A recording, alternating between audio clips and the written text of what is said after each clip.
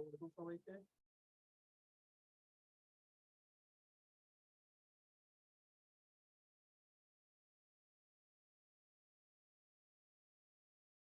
আসসালামু আলাইকুম, সবাই কি শুনতে পাচ্ছ কিনা একটু চ্যাট বক্সে জানাও, এবং স্ক্রিন ক্লিয়ার দেখতে পাচ্ছ কিনা একটু চ্যাট বক্সে জানাই দাও ভাইয়ারা। তোমরা যারা জয়েন করেছো একটু কষ্ট করে লিখে দাও সবকিছু ক্লিয়ার আছে কিনা। দেন আমরা 6টা 5 থেকে ক্লাসটা শুরু করব। দেখতে পাচ্ছি এখন অনেকে জয়েন করছে, তো সবাইকে সাথে নিয়ে আমরা 6টা 5 থেকে ক্লাসটা শুরু করব। তো একটু কষ্ট করে জানাই দাও যে সবকিছু ক্লিয়ার আছে কিনা। আচ্ছা, একজন লিখেছে ইরা এবং মাহাদি সাউন্ড একটু কম আছে, ঠিক আছে আমি দেখছি সাউন্ডটা বাড়ানো যায় কিনা।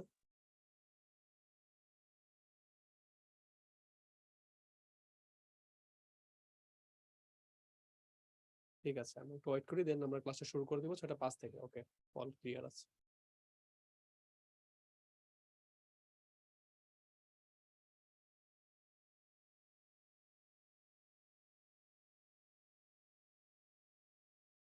আচ্ছা, এখন কি সাউন্ড আগের থেকে একটু বেশি কিনা, লাউড এন্ড ক্লিয়ার কিনা একটু জানাও তো ভাইরা। আগের থেকে এখনকার সাউন্ডটা আগের ক্লিয়ার কিনা একটু জানাও। হ্যাঁ, ঠিক আছে, ওকে। আমরা 1 থেকে 2 মিনিট ওয়েট করে দেন ক্লাস শুরু করে দেব, ঠিক আছে।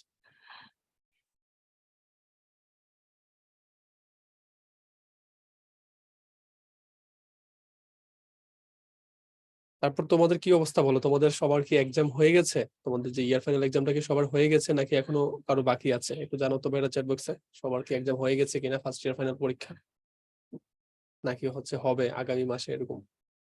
আচ্ছা, স্বচ্ছ বলতেছে এখনো হয়নি, বাকি আছে রিসাদের, ইরার বাকি আছে। হ্যাঁ, অনেক কলেজে হয়ে গেছে, আবার অনেক কলেজ আছে যে এখনো হয়নি। আচ্ছা, অনেকে 9 তারিখ থেকে শুরু হচ্ছে আগামী মাসের। সবার কি আগামী মাসে হচ্ছে, সেপ্টেম্বরে হচ্ছে? আচ্ছা, একজনের 3 তারিখ থেকে, একজনের 9 তারিখ থেকে। হ্যাঁ, নেক্সট মান্থে হচ্ছে। হ্যাঁ, আগামী মাসের মধ্যে মোটামুটি সবার হয়ে যাবে। ঠিক আছে, ওকে। ওকে, অনেকেরই দেখতে পাচ্ছি 3 তারিখ, অনেকের 9 তারিখ, 17 সেপ্টেম্বর। ও আচ্ছা, একজন আবার মাফরুয়া দেখতে পাচ্ছি অক্টোবরে। আচ্ছা আচ্ছা। হ্যাঁ, আমি বেশিরভাগ 99% দেখতে পাচ্ছি সেপ্টেম্বরের মধ্যে হয়ে যাচ্ছে। ঠিক আছে, আমাদের সেপ্টেম্বর তো সেকেন্ড ইয়ার শুরু হচ্ছে আবার। ঠিক আছে, ওকে। তোমরা সবাই এক্সাম দিয়ে শেষ করে ফেলো first year, then second year শুরু হবে আমাদের। ওকে, এরা বেস্ট অফ লাক, পরীক্ষা ভালো করে দাও, ঠিক আছে। ওকে। মিম লিখছে যে আমাদের সেপ্টেম্বরের লাস্টে। এত দেরি কেন ভাইয়া, এত লেট তোমার কলেজ? ও সরি, সেপ্টেম্বর, আমি মনে করছিলাম অক্টোবর। ঠিক আছে, সেপ্টেম্বরে ঠিক আছে। আচ্ছা, রূপায়ের এক্সাম শুরু হয়ে গেছে। ঠিক আছে। হ্যাঁ, এক এক কলেজে এক এক রকম ডেট অথবা এক একটা মান্থ ইয়াতে হয়। সমস্যা নাই, সবার সেপ্টেম্বর অক্টোবরের মধ্যে আশা করছি সবারই শেষ হয়ে যাবে। ঠিক আছে, এখন আমরা আর কোশ্চেন না করি, আমরা ক্লাসে চলে যাব।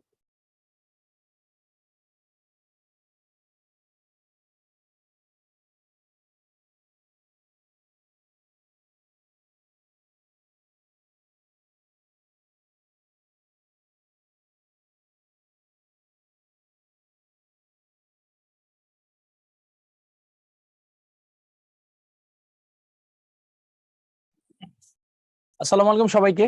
আশা করি সবাই ভালো আছো, সুস্থ আছো, যে যেখানেই আছো। ভাইয়ার কথা কি ঠিকঠাক মতো শুনতে পাচ্ছ? একটু কষ্ট করে চ্যাট বক্সে জানো। ওয়ালাইকুম আসসালাম। ওয়ালাইকুম আসসালাম। হ্যাঁ, করবো রাফি, অলরেডি করে দিছি ইনশাল্লাহ। ওয়ালাইকুম আসসালাম। হ্যাঁ হ্যাঁ, আজকে আজকে একটু হ্যাঁ, অনেকদিন পর ভাই। হ্যাঁ, ভালো আছে আলহামদুলিল্লাহ। ভাইয়া তোমরা সবাই কেমন আছো? আজকে সবাই চেষ্টা করে একটু শেষ পর্যন্ত থাকার। আজকের লেকচারটা একদমই ছোট, 1 ঘন্টার মধ্যে আমি শেষ করে বাকি সময়টুকু তোমাদের সাথে পুরো ফার্স্ট ইয়ার নিয়ে একটু কথা বলবো।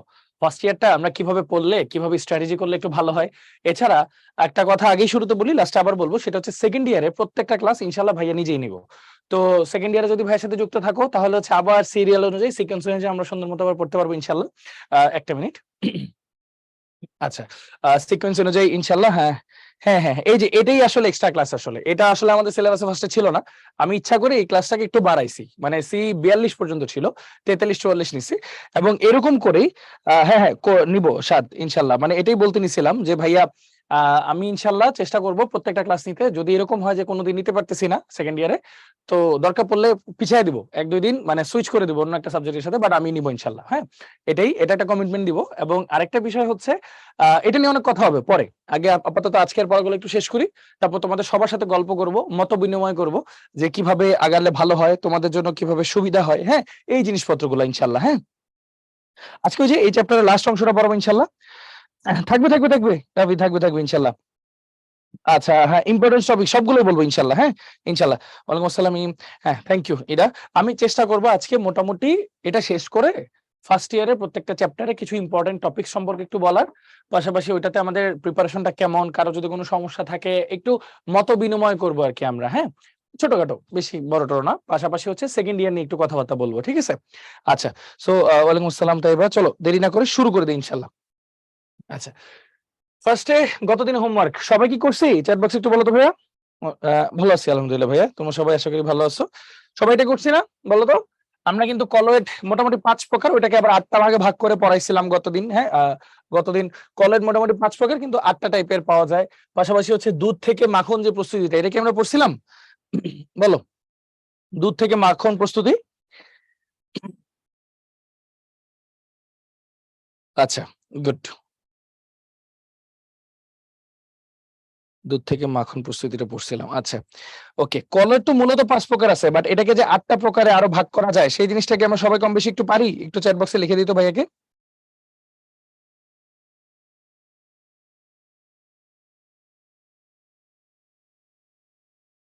আচ্ছা গুড, ভেরি গুড। ওকে আচ্ছা সবাই সবাই একটু রেসপন্স গুলো দিই। হ্যাঁ আমরা উদাহরণগুলো বুঝি কিনা যে কলয়েডের, এটা কিন্তু ইম্পর্টেন্ট একটা টপিক। হ্যাঁ এটা থেকে আসতেই পারে কোশ্চেন গুলা। তো উদাহরণগুলো আমরা ঠিকমতো বুঝি কিনা, জিনিসপত্রগুলো আমরা ঠিকমতো পারি কিনা, সেই ব্যাপারগুলো একটু জানতে হবে। হ্যাঁ সবাই একটু জানে ভাইয়াকে, তোমাদের রেসপন্স গুলো দেখতেছি আর কি।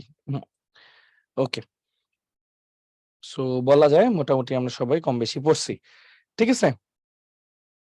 ওকে খুব একটা আচ্ছা ঝামেলা হয় না। আচ্ছা তাহলে কি আরেকবার রিক্যাপ করে দিব? বলো তো মানে ইয়াটা কলয়েডটা। ওকে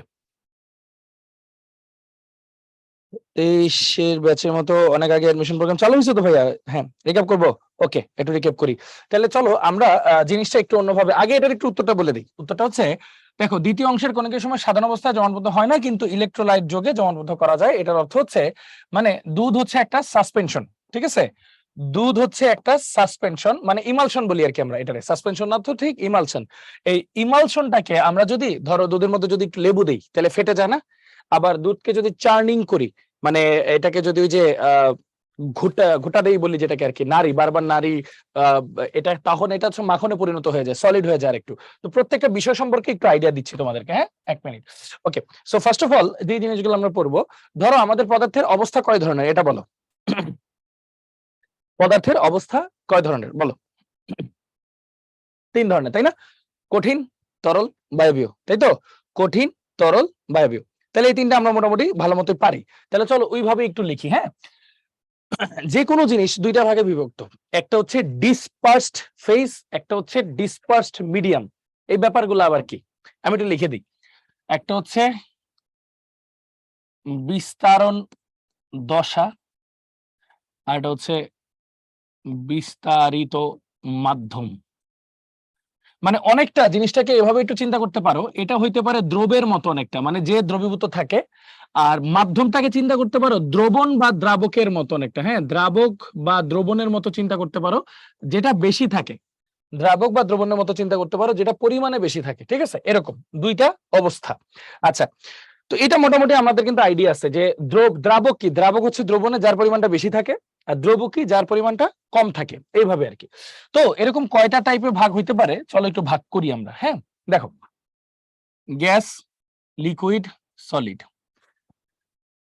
আবার গ্যাস, লিকুইড, সলিড, আবার গ্যাস, লিকুইড, সলিড, এভাবে ভাগ করলাম।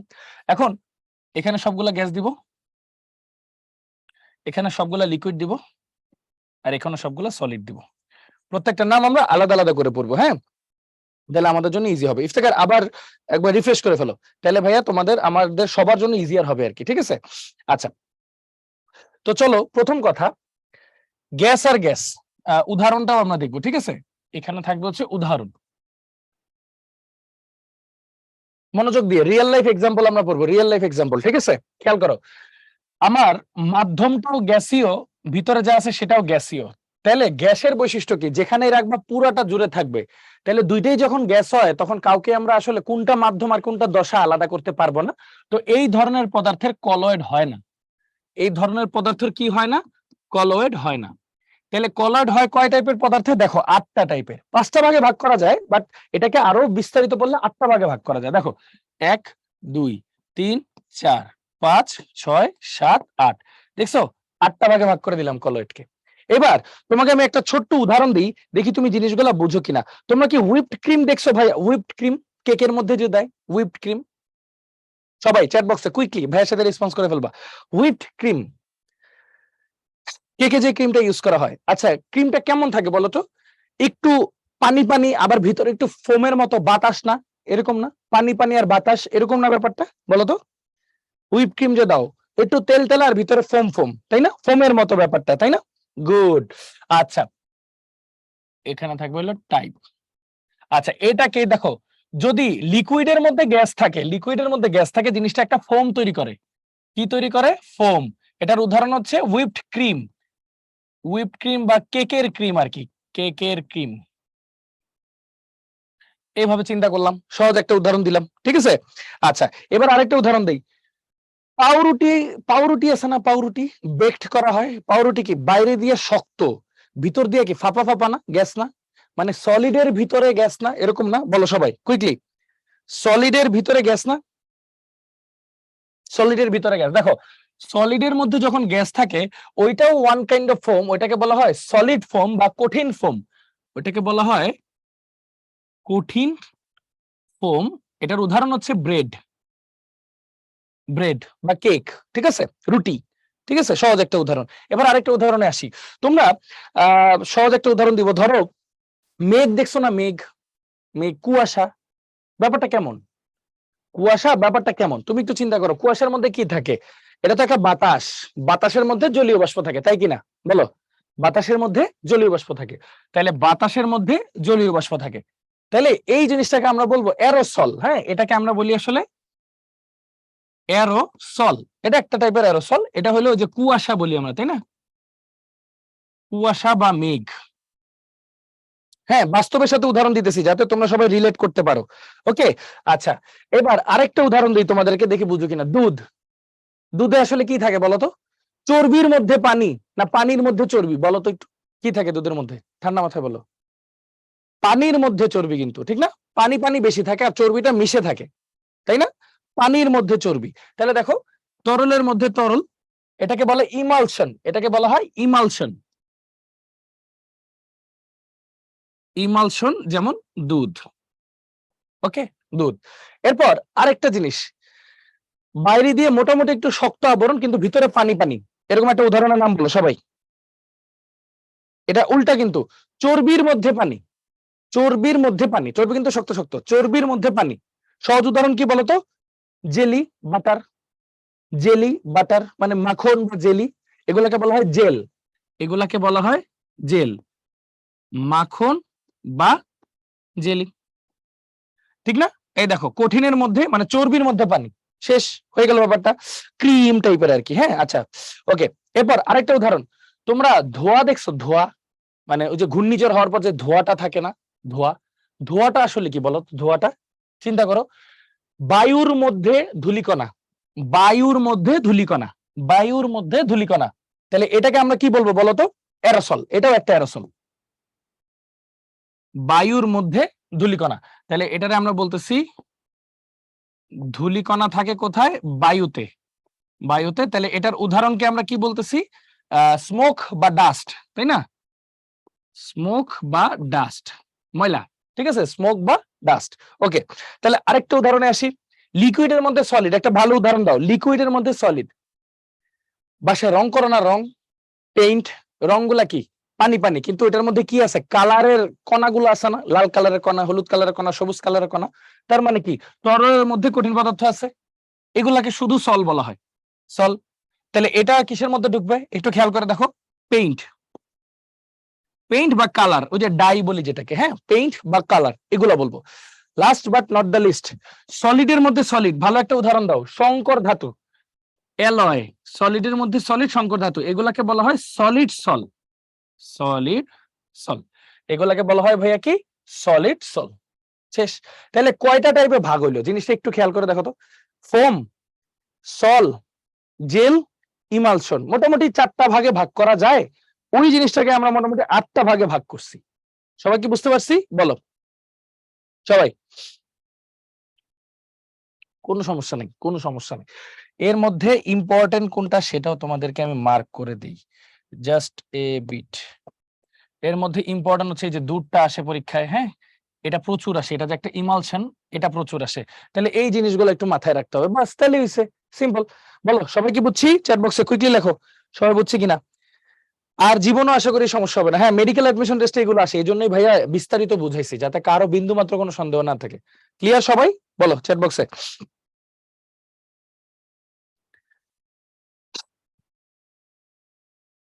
সবাই বুঝছি আলহামদুলিল্লাহ। হ্যাঁ, একটু রেসপন্স দিও ভাইয়াকে, তাহলে ভাইয়া বুঝবো যে ঠিক মতো পড়াচ্ছে কিনা।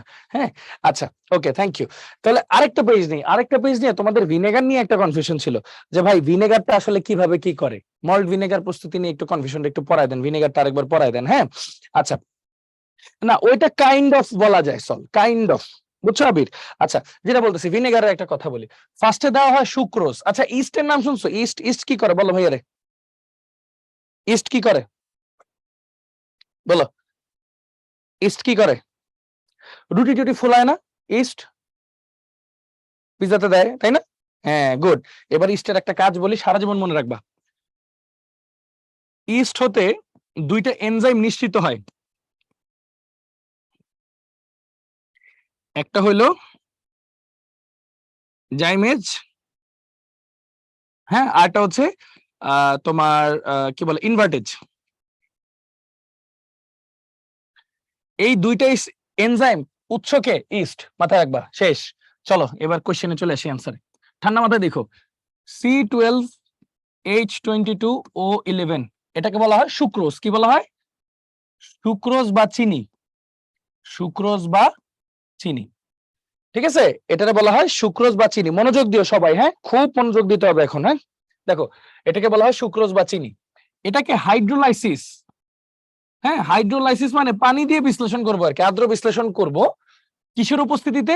এই জিনিসটাকে আমি ভেঙে সমান দুই ভাগে ভাগ করব, বাট উল্টা জিনিস তৈরি করব, অ্যালডিহাইড এবং কিটোন, এরকম একটা জিনিস তৈরি করব, সমান বাট উল্টা। এটাকে বলে ইনভার্ট, ইনভার্ট। এজন্য এখানে আমি দিব ইনভার্টেজ, এজন্য দিব ইনভার্টেজ। 37°C তাপমাত্রায় উৎপন্ন হবে সমান কিন্তু বিপরীত জিনিস, C6H12O6 প্লাস C6H12O6। একটা নাম হচ্ছে গ্লুকোজ, একটা নাম ফ্রুক্টোজ। গ্লুকোজ কিন্তু একটা অ্যালডিহাইড, ফ্রুক্টোজ কিন্তু একটা কিটোন। এটুকু পর্যন্ত সবাই ক্লিয়ার? বলো। মজার একটা বিষয় আছে, মজার বিষয় হচ্ছে যেহেতু এই দুইটা জিনিস সমান কিন্তু বিপরীত এবং ইনভার্টেজ এনজাইমের মাধ্যমে তৈরি হচ্ছে, এজন্য এটা যেহেতু সুগার থেকেই তৈরি হচ্ছে ইনভার্টেজের মাধ্যমে, এজন্য এদেরকে বলা হয় ইনভার্ট সুগার। এজন্য এদেরকে বলা হয় ইনভার্ট সুগার বা ইনভার্ট চিনি। তাহলে কাদেরকে ইনভার্ট চিনি বলা হয়? গ্লুকোজ এবং ফ্রুক্টোজকে একসাথে বলা হয় ইনভার্ট চিনি। সবাই ক্লিয়ার? দেখো একটা অবজেক্টিভ কিন্তু শেষ। গ্লুকোজ ফ্রুক্টোজ সেম, কিন্তু আকার সেম এমন না। গ্লুকোজ অ্যালডিহাইড, ফ্রুক্টোজ হচ্ছে কিটোন। আকারটা গুগল একবার সার্চ দিয়ে দেখো। হ্যাঁ, আচ্ছা, তাহলে সবাই একটা অবজেক্টিভ ক্লিয়ার, ঠিক আছে? আচ্ছা, তাহলে এটা মোটামুটি গেল। এবার আমরা ধরো গ্লুকোজ নিলাম C6H12O6, এটাকে আমরা কি করব? হিট করব। কিসের উপস্থিতিতে? তোমার এই যে জাইমেজের উপস্থিতিতে। জাইমেজের উপস্থিতিতে 20° থেকে 24°C টেম্পারেচারে হিট করব। হিট করলে উৎপন্ন হবে অবাধ শ্বসন আর কি, অবাধ শ্বসনের ফলে উৎপন্ন হবে ethanol plus carbon die oxide. এটা ইয়েতে কোশ্চেন আসছিল, জিএসটিতে মনে হয় বাসিকের ওইটা, যে এই চিনি উৎপাদন প্রক্রিয়ায় বা হচ্ছে ভিনেগার প্রস্তুতির বিক্রিয়ায় কি অক্সিজেন উৎপন্ন হয়? অপশনে ছিল কোনটি সঠিক নয়, তাহলে অপশনের উত্তর কি হবে? অক্সিজেন উৎপন্ন হয়, এটা কিন্তু সঠিক নয়। উৎপন্ন হয় কি? কার্বন ডাই অক্সাইড, মানে অক্সিজেন কিন্তু উৎপন্ন হয় না। ওকে, আচ্ছা, তাহলে এটা দেখলাম ইথানল তৈরি হলো। এবার এই ইথানলটা আমি পুরোপুরি নিব না, নিব হলো 10%। 10% জারিত করব কিসের উপস্থিতিতে? দুইটা জিনিস হইতে পারে, মাইকোডার্মা অ্যাসিটি বা অ্যাসিটোব্যাক্টর, বা অ্যাসিটোব্যাক্টর, অ্যাসিটোব্যাক্টর যে কোনো একটা লিখলেই হবে, দুইটা একই জিনিস, দুইটাই ব্যাকটেরিয়া। এটাকে 37°C তাপমাত্রা যদি হিট দেই তাহলে এটা 10% জারিত হয়ে 10% ভিনেগার তৈরি করবে। CH3COOH এটা 10% তৈরি হবে, বাকিটা পানি।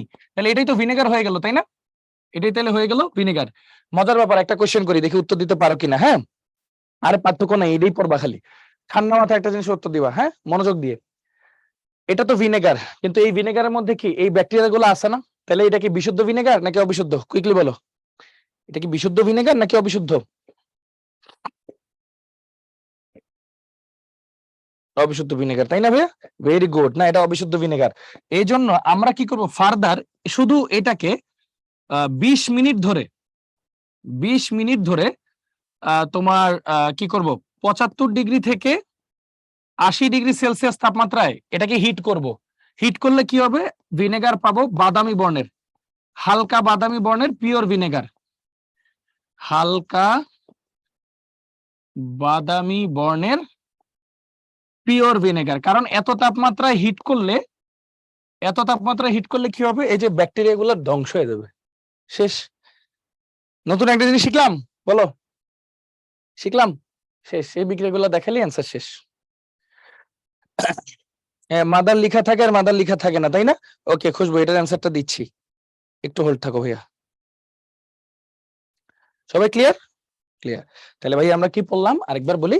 আমরা পড়লাম হচ্ছে সুক্রোজ পানির সাথে বিক্রিয়া করাইলাম, আদ্র বিশ্লেষণ করানোর পরে ইনভার্টেজ এনজাইমের উপস্থিতিতে কি তৈরি হলো, গ্লুকোজ ফ্রুক্টোজ। গ্লুকোজ ফ্রুক্টোজকে কি বলা হয়, ইনভার্ট সুগার। কারণ এটা চিনিকে ইনভার্টেজ দিয়ে বানানো হয়, এই জন্য এই দুটাকে একসাথে বলা হয় ইনভার্ট সুগার।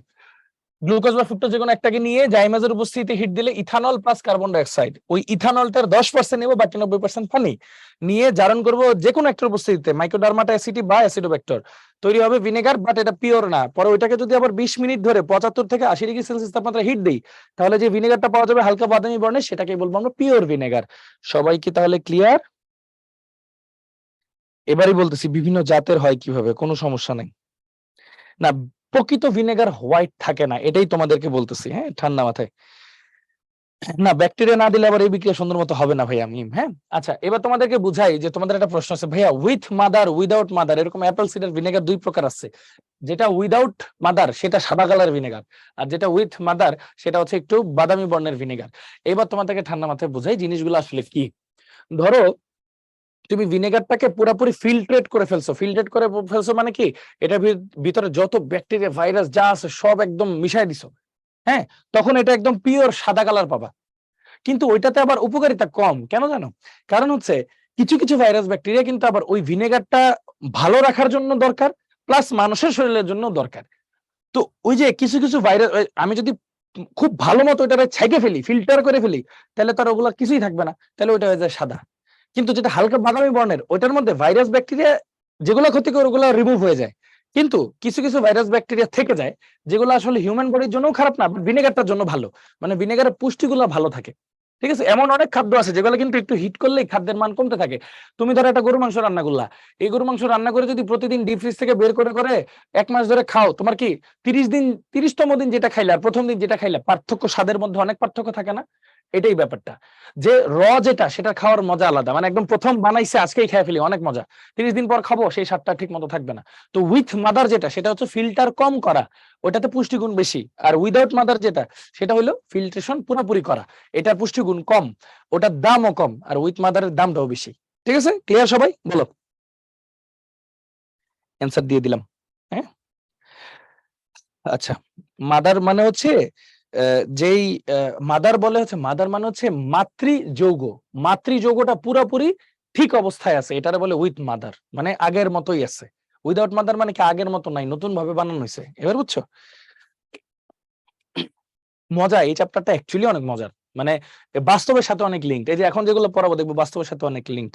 আচ্ছা, তাহলে না না না, ওটা ভাইরাসের জন্য না, ওটা বিভিন্ন ধরনের এনজাইমের জন্য আর কি। হ্যাঁ, আচ্ছা, তাহলে না না, মায়ের ভালোবাসা আছে না এরকম না। মানে একটা হলো একদম র ইনগ্রেডিয়েন্ট আছে, এই জন্য উইথ মাদার, মানে প্রকৃত জিনিস। উইদাউট মাদার হলো এটা ফিল্টার করে ফেলছে অনেক কিছুই, এই আর কি, আগের মতো নাই। এই আচ্ছা, তাহলে এই দুইটা জিনিসকে ভালো মতো বুঝছি, বলো। আশা করি আগে যে কয়েকটা একটু কনফিউজিং বিষয় ছিল, আমি যে কয়েকটা মেসেজ পাইছি সেগুলো অনুযায়ী কিন্তু সলভ হয়ে গেছে। কারো কোনো সমস্যা আছে? আশা করি কিন্তু নাই, ইনশাল্লাহ। হ্যাঁ, আচ্ছা, চলো এবার সামনের দিকে যাই ভাইয়া। হ্যাঁ, ওকে, তাহলে আজকে লেকচার শুরু করি। ফার্স্ট হচ্ছে টয়লেট্রিজ ও পারফিউমারি। টয়লেট্রিজ ও পারফিউমারি, তোমরা বলো তো টয়লেট্রিজ কাকে বলে? বলো দেখি পারো কিনা। টয়লেট্রিজ কাকে বলে?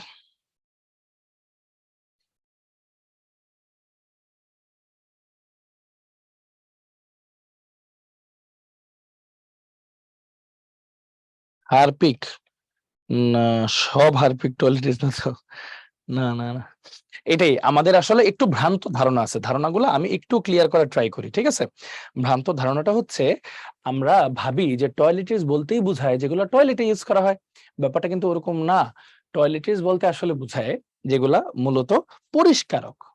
এখন সেটা যে কোনো কিছুর পরিষ্কারক হতে পারে। ধরো আমার স্কিনের ভিতরে, মানে স্কিনের ভিতরে বলতে যে পোর্স গুলা থাকে, পোর্স গুলা পরিষ্কার করার জন্য আমরা ফেস ওয়াশ ইউজ করি, বিভিন্ন ধরনের সোপ ইউজ করি, ক্রিম ইউজ করি, এগুলা প্লাস ওয়াশরুমে যেগুলো আছে সেগুলা, ফ্লোরের টাইলস যেগুলো আছে সেগুলা, এভরিথিং মানে আমাদের দেহের ভিতরে বাইরে এবং আউটসাইড সবকিছু মানে ভালো রাখতে, পরিষ্কার করতে যেগুলো ইউজ করা হয় সেগুলোকে বলা হয় টয়লেট্রিজ। আর পারফিউমারি হচ্ছে এই সমস্ত কিছুর ঘ্রাণটা বজায় রাখার জন্য যেটা ইউজ করা হয় সেটা হচ্ছে পারফিউমারি। দুটো কিন্তু দুই জিনিস। ক্লিয়ার? হুম, এটাই। এটা হিউম্যান বডি হোক, আদার সারফেস হোক, যে কোনো কিছুর ক্লিনার হচ্ছে টয়লেট্রিজ।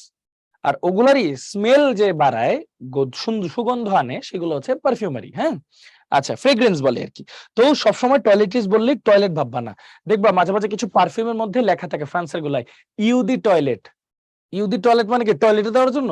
না, এটা গ্রানটা যাতে বডিতে থাকে এই জন্য। হ্যাঁ, নট দ্যাট। ঠিক আছে, আচ্ছা। তো এখন রিলেটেবল অনেকগুলা টপিক পড়বো আমরা, ঠিক আছে? হ্যাঁ, টুথপেস্টও কিন্তু টয়লেট্রিজ। হ্যাঁ, ভেরি গুড, এই তো বুঝছো, নাইস, এই যে বুঝে গেছো। ঠিক আছে, তাহলে টয়লেট্রিজ, পারফিউমারি, এই জিনিসটা কিন্তু তাহলে আমরা বুঝলাম। তাহলে এটা মোটামুটি ক্লিনার। এটা ক্লিনারও বড় অর্থে বলতে পারো, অথবা মানে ওভারঅল সবকিছু ক্লিনার। আর এটা হলো স্মেলের জন্য, হ্যাঁ, গ্রান, গ্রানের জন্য বলতে পারো। ওকে, আচ্ছা, হ্যাঁ, এক্স্যাক্টলি, এনিথিং। সানস্ক্রিনও বলতে পারো, স্মেলার, হ্যাঁ, এনিথিং। স্মেলারটা আবার যাবে কোথায়? পারফিউমারিতে। ঠিক আছে, স্মেলের জন্য হবে পারফিউমারিতে। আচ্ছা, হ্যাঁ, ব্রাশও টয়লেট্রিজ এর মধ্যেই পড়ে। এই যে বিভিন্ন হোটেলে যখন আমরা যাই, ঘুরতে যাই, ধরো কক্সবাজার গেলাম, একটা হোটেলে থাকলাম, হোটেলরা কি বলে, আপনার টয়লেট্রিজ গুলা দেওয়া আছে, ওখানে কিন্তু ব্রাশ থাকে, মানে নেইল পরিষ্কারের জন্য থাকে, কটন বাড থাকে, টুথপেস্ট থাকে, সবকিছু থাকে, সাবান থাকে, শ্যাম্পু থাকে, বডি ওয়াশ থাকে, লোশন থাকে। তার মানে সবই কি টয়লেটেই দেওয়ার জন্য দেয়? না না, ওগুলো তো আমাদের জন্য। সো ওগুলোও টয়লেট্রিজ। হ্যাঁ, এটাই, বুঝতে পারছি। হ্যাঁ, স্যানিটাইজারও অবশ্যই, সবকিছু, এভরিথিং। ঠিক আছে, ওকে, গুড। আচ্ছা, হ্যাঁ, সব হারপিক টয়লেটিস না না। আচ্ছা, এইখানে একটা ভালো কথা বলছো আবির, ফুয়াদ, তোমাদের মানে তোমাদেরকে একটা জিনিস বুঝাই। ধরো মোটরসাইকেল বললে কিন্তু অনেকে মোটরসাইকেল চিনে না, কিন্তু হুন্ডা বললে কিন্তু সবাই চিনে, তাই না?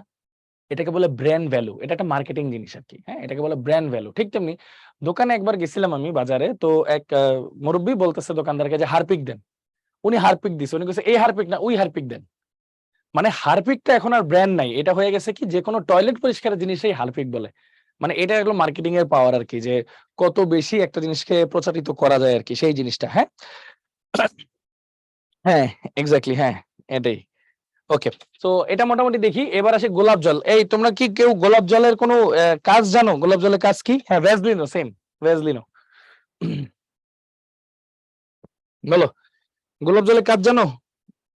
এই করে গোলাপ জল, এই যে বিভিন্ন ধরনের রান্না বান্না হয় না বিয়ে বাড়িতে, বা হচ্ছে বিভিন্ন কাচ্চি টাচ্চি, সবকিছুতে অনেক মজা মজা সুন্দর একটা স্মেল আসে, এগুলো কিন্তু গোলাপ জল দেয়, কেওড়া জল, গোলাপ জল, এগুলো দেওয়া হয়। হ্যাঁ, স্মেলের জন্য। বা মাঝে মাঝে মিলাদ মাহফিল যখন হয়, বা কোনো একটা জায়গায় কোনো পবিত্র কিছু হচ্ছে, সেখানে দেওয়া হয়। হ্যাঁ, মানে একটু মানে স্নিগ্ধ একটা ঘ্রাণ আসে গোলাপ জল থেকে। তাহলে এই গোলাপ জলটা রূপচর্চাও ইউজ করা হয়, ভালো ইউজ করা হয়। হ্যাঁ, হ্যাঁ, হ্যাঁ, ফেস প্যাকেও দেয়, এই তো গুড, নাইস, এই যে অপশন গুলো আসতেছে। তো এগুলো আসলে কি, গোলাপ জলটা কিভাবে বানায়? তো গোলাপ যেগুলো আছে বাজারে, যেগুলোর দাম একটু কম, সেগুলো আসলে চাইনিজ গোলাপ, এগুলোর কোনো গ্রান নাই। দেশি গোলাপ যেগুলো আছে, সেই গোলাপগুলো বেশ ভালো গ্রান আছে। তো ওই গোলাপের মধ্যে, গোলাপের পাপড়িতে ফিনাইল ইথাইল অ্যালকোহল থাকে। হ্যাঁ, ফিনাইল ইথাইল অ্যালকোহল, তো জিনিসটা অনেকটা এরকম,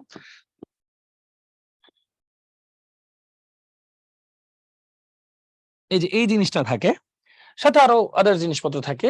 তো এটা নরমালি আমরা কি করি, পাপড়িগুলা ছিঁড়ি, ফুল থেকে ছিঁড়ে এটাকে পানিতে রেখে দিই।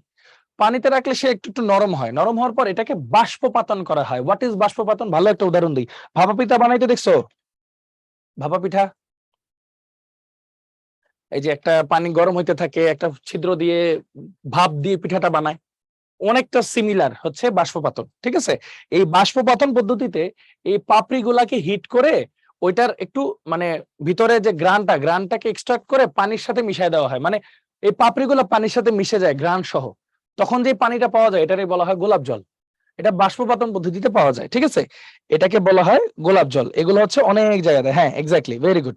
এগুলো হচ্ছে ধরো খাওয়াতে, রূপচর্চায়, যে কোনো জায়গায়, ধর্মীয় অনুষ্ঠানে, পবিত্রতা রক্ষাতে সব জায়গায় মোটামুটি কম বেশি ব্যবহার করা হয়। ঠিক আছে, তাহলে প্রসেসটা দেখছো, পাপড়ি নিলাম, পানিতে ভিজাইলাম, পরে বাষ্পপাতন করলাম, তারপর আমরা একটা লিকুইড পাবো, সেটাই হচ্ছে তোমার গোলাপ জল। এই যে অনেক নাম শুনছো না, কালি জিরার নির্যাস, এটা নির্যাস, ওইটা নির্যাস। নির্যাসটা কি? নির্যাসটা হচ্ছে ওর গ্রানটা, ওর এসেন্সটা।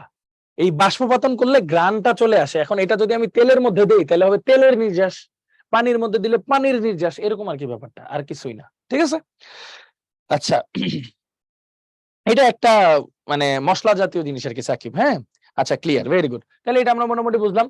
এবার আসি হেয়ার অয়েল। আচ্ছা, হেয়ার অয়েলটা একটু পরে পড়াবো, এটা নিয়ে অনেকগুলো কথাবার্তা আছে। এখন নামাজে যেহেতু টাইম হয়েছে, আমরা একটা নামাজে ব্রেক দিই, দেন হচ্ছে আমরা আবার শুরু করি। ঠিক আছে, আমরা মোটামুটি 6:35 বাজে, তো 6:45 আবার শুরু করব। ঠিক আছে, এখন আপাতত নামাজ ব্রেক। ওকে, ঠিক আছে, তাহলে তোমরা সবাই থাকো। Thank you so much.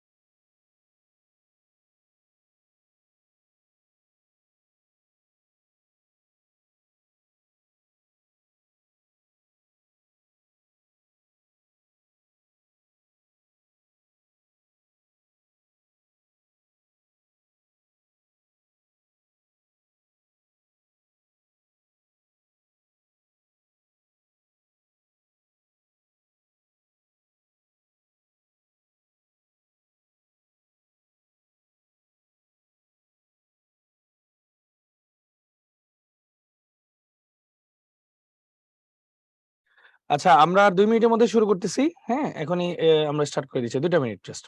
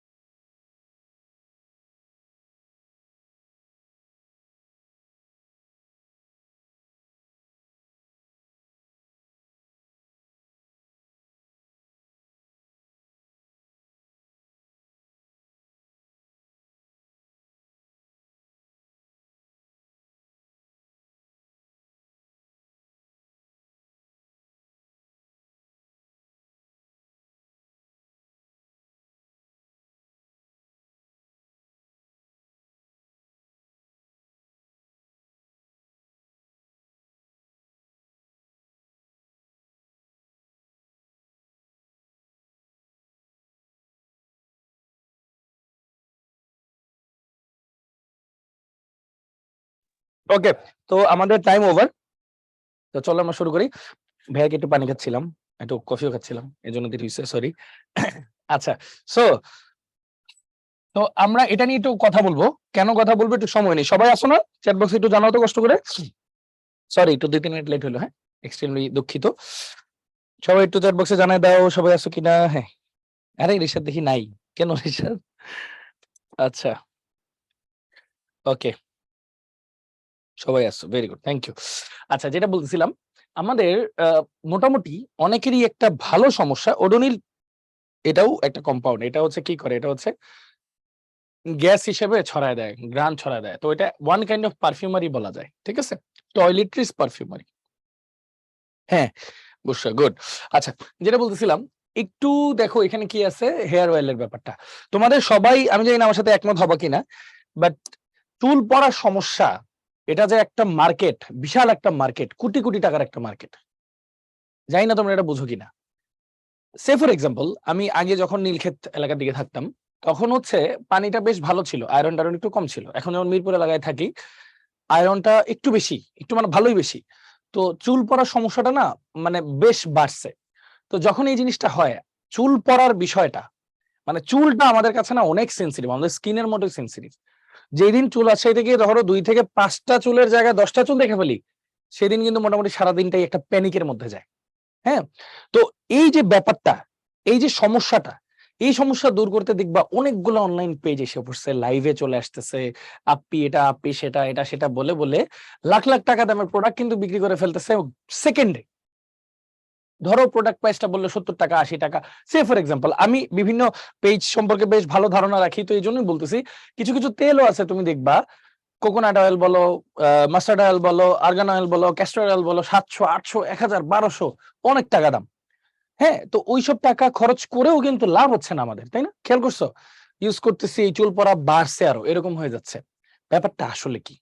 ব্যাপারটা হচ্ছে আমাদের চুলগুলো তো স্ক্যাল্পের সাথে। তো আমি তেলটা দিয়ে আসলে কি হয়, ওই স্ক্যাল্প এবং চুলের গোড়ার মধ্যে একটু ওয়াটারিং করলাম আর কি, মনে করো যে ভিতরে যে খুশকি থাকে, জীবাণু থাকে, ওইটা যাতে সরে যায় এবং জিনিসটা যাতে আরেকটু ফার্মলি বসতে পারে স্ক্যাল্পে। এই জন্যই খেয়াল করবো, আমরা যখন গোসল করে আসি বা আমাদের চুলটা ভিজা থাকে, আমরা কিন্তু সহজেই চুল আঁচড়াই না, নরম থাকে, আঁচড়াইলে চুলটা বেশি পড়ে তখন। তো ব্যাপারগুলো অনেকটা এরকম কিন্তু, হ্যাঁ। আমি সাজেস্ট করতে পারবো না, মানে জিনিসটা তোমাদেরকে বোঝাচ্ছি আর কি, হ্যাঁ। হেয়ার অয়েল অনেক ইউজফুল, হ্যাঁ, এক্স্যাক্টলি এক্স্যাক্টলি নূরজাহান, ভালো কথা বলছো ভাইয়া।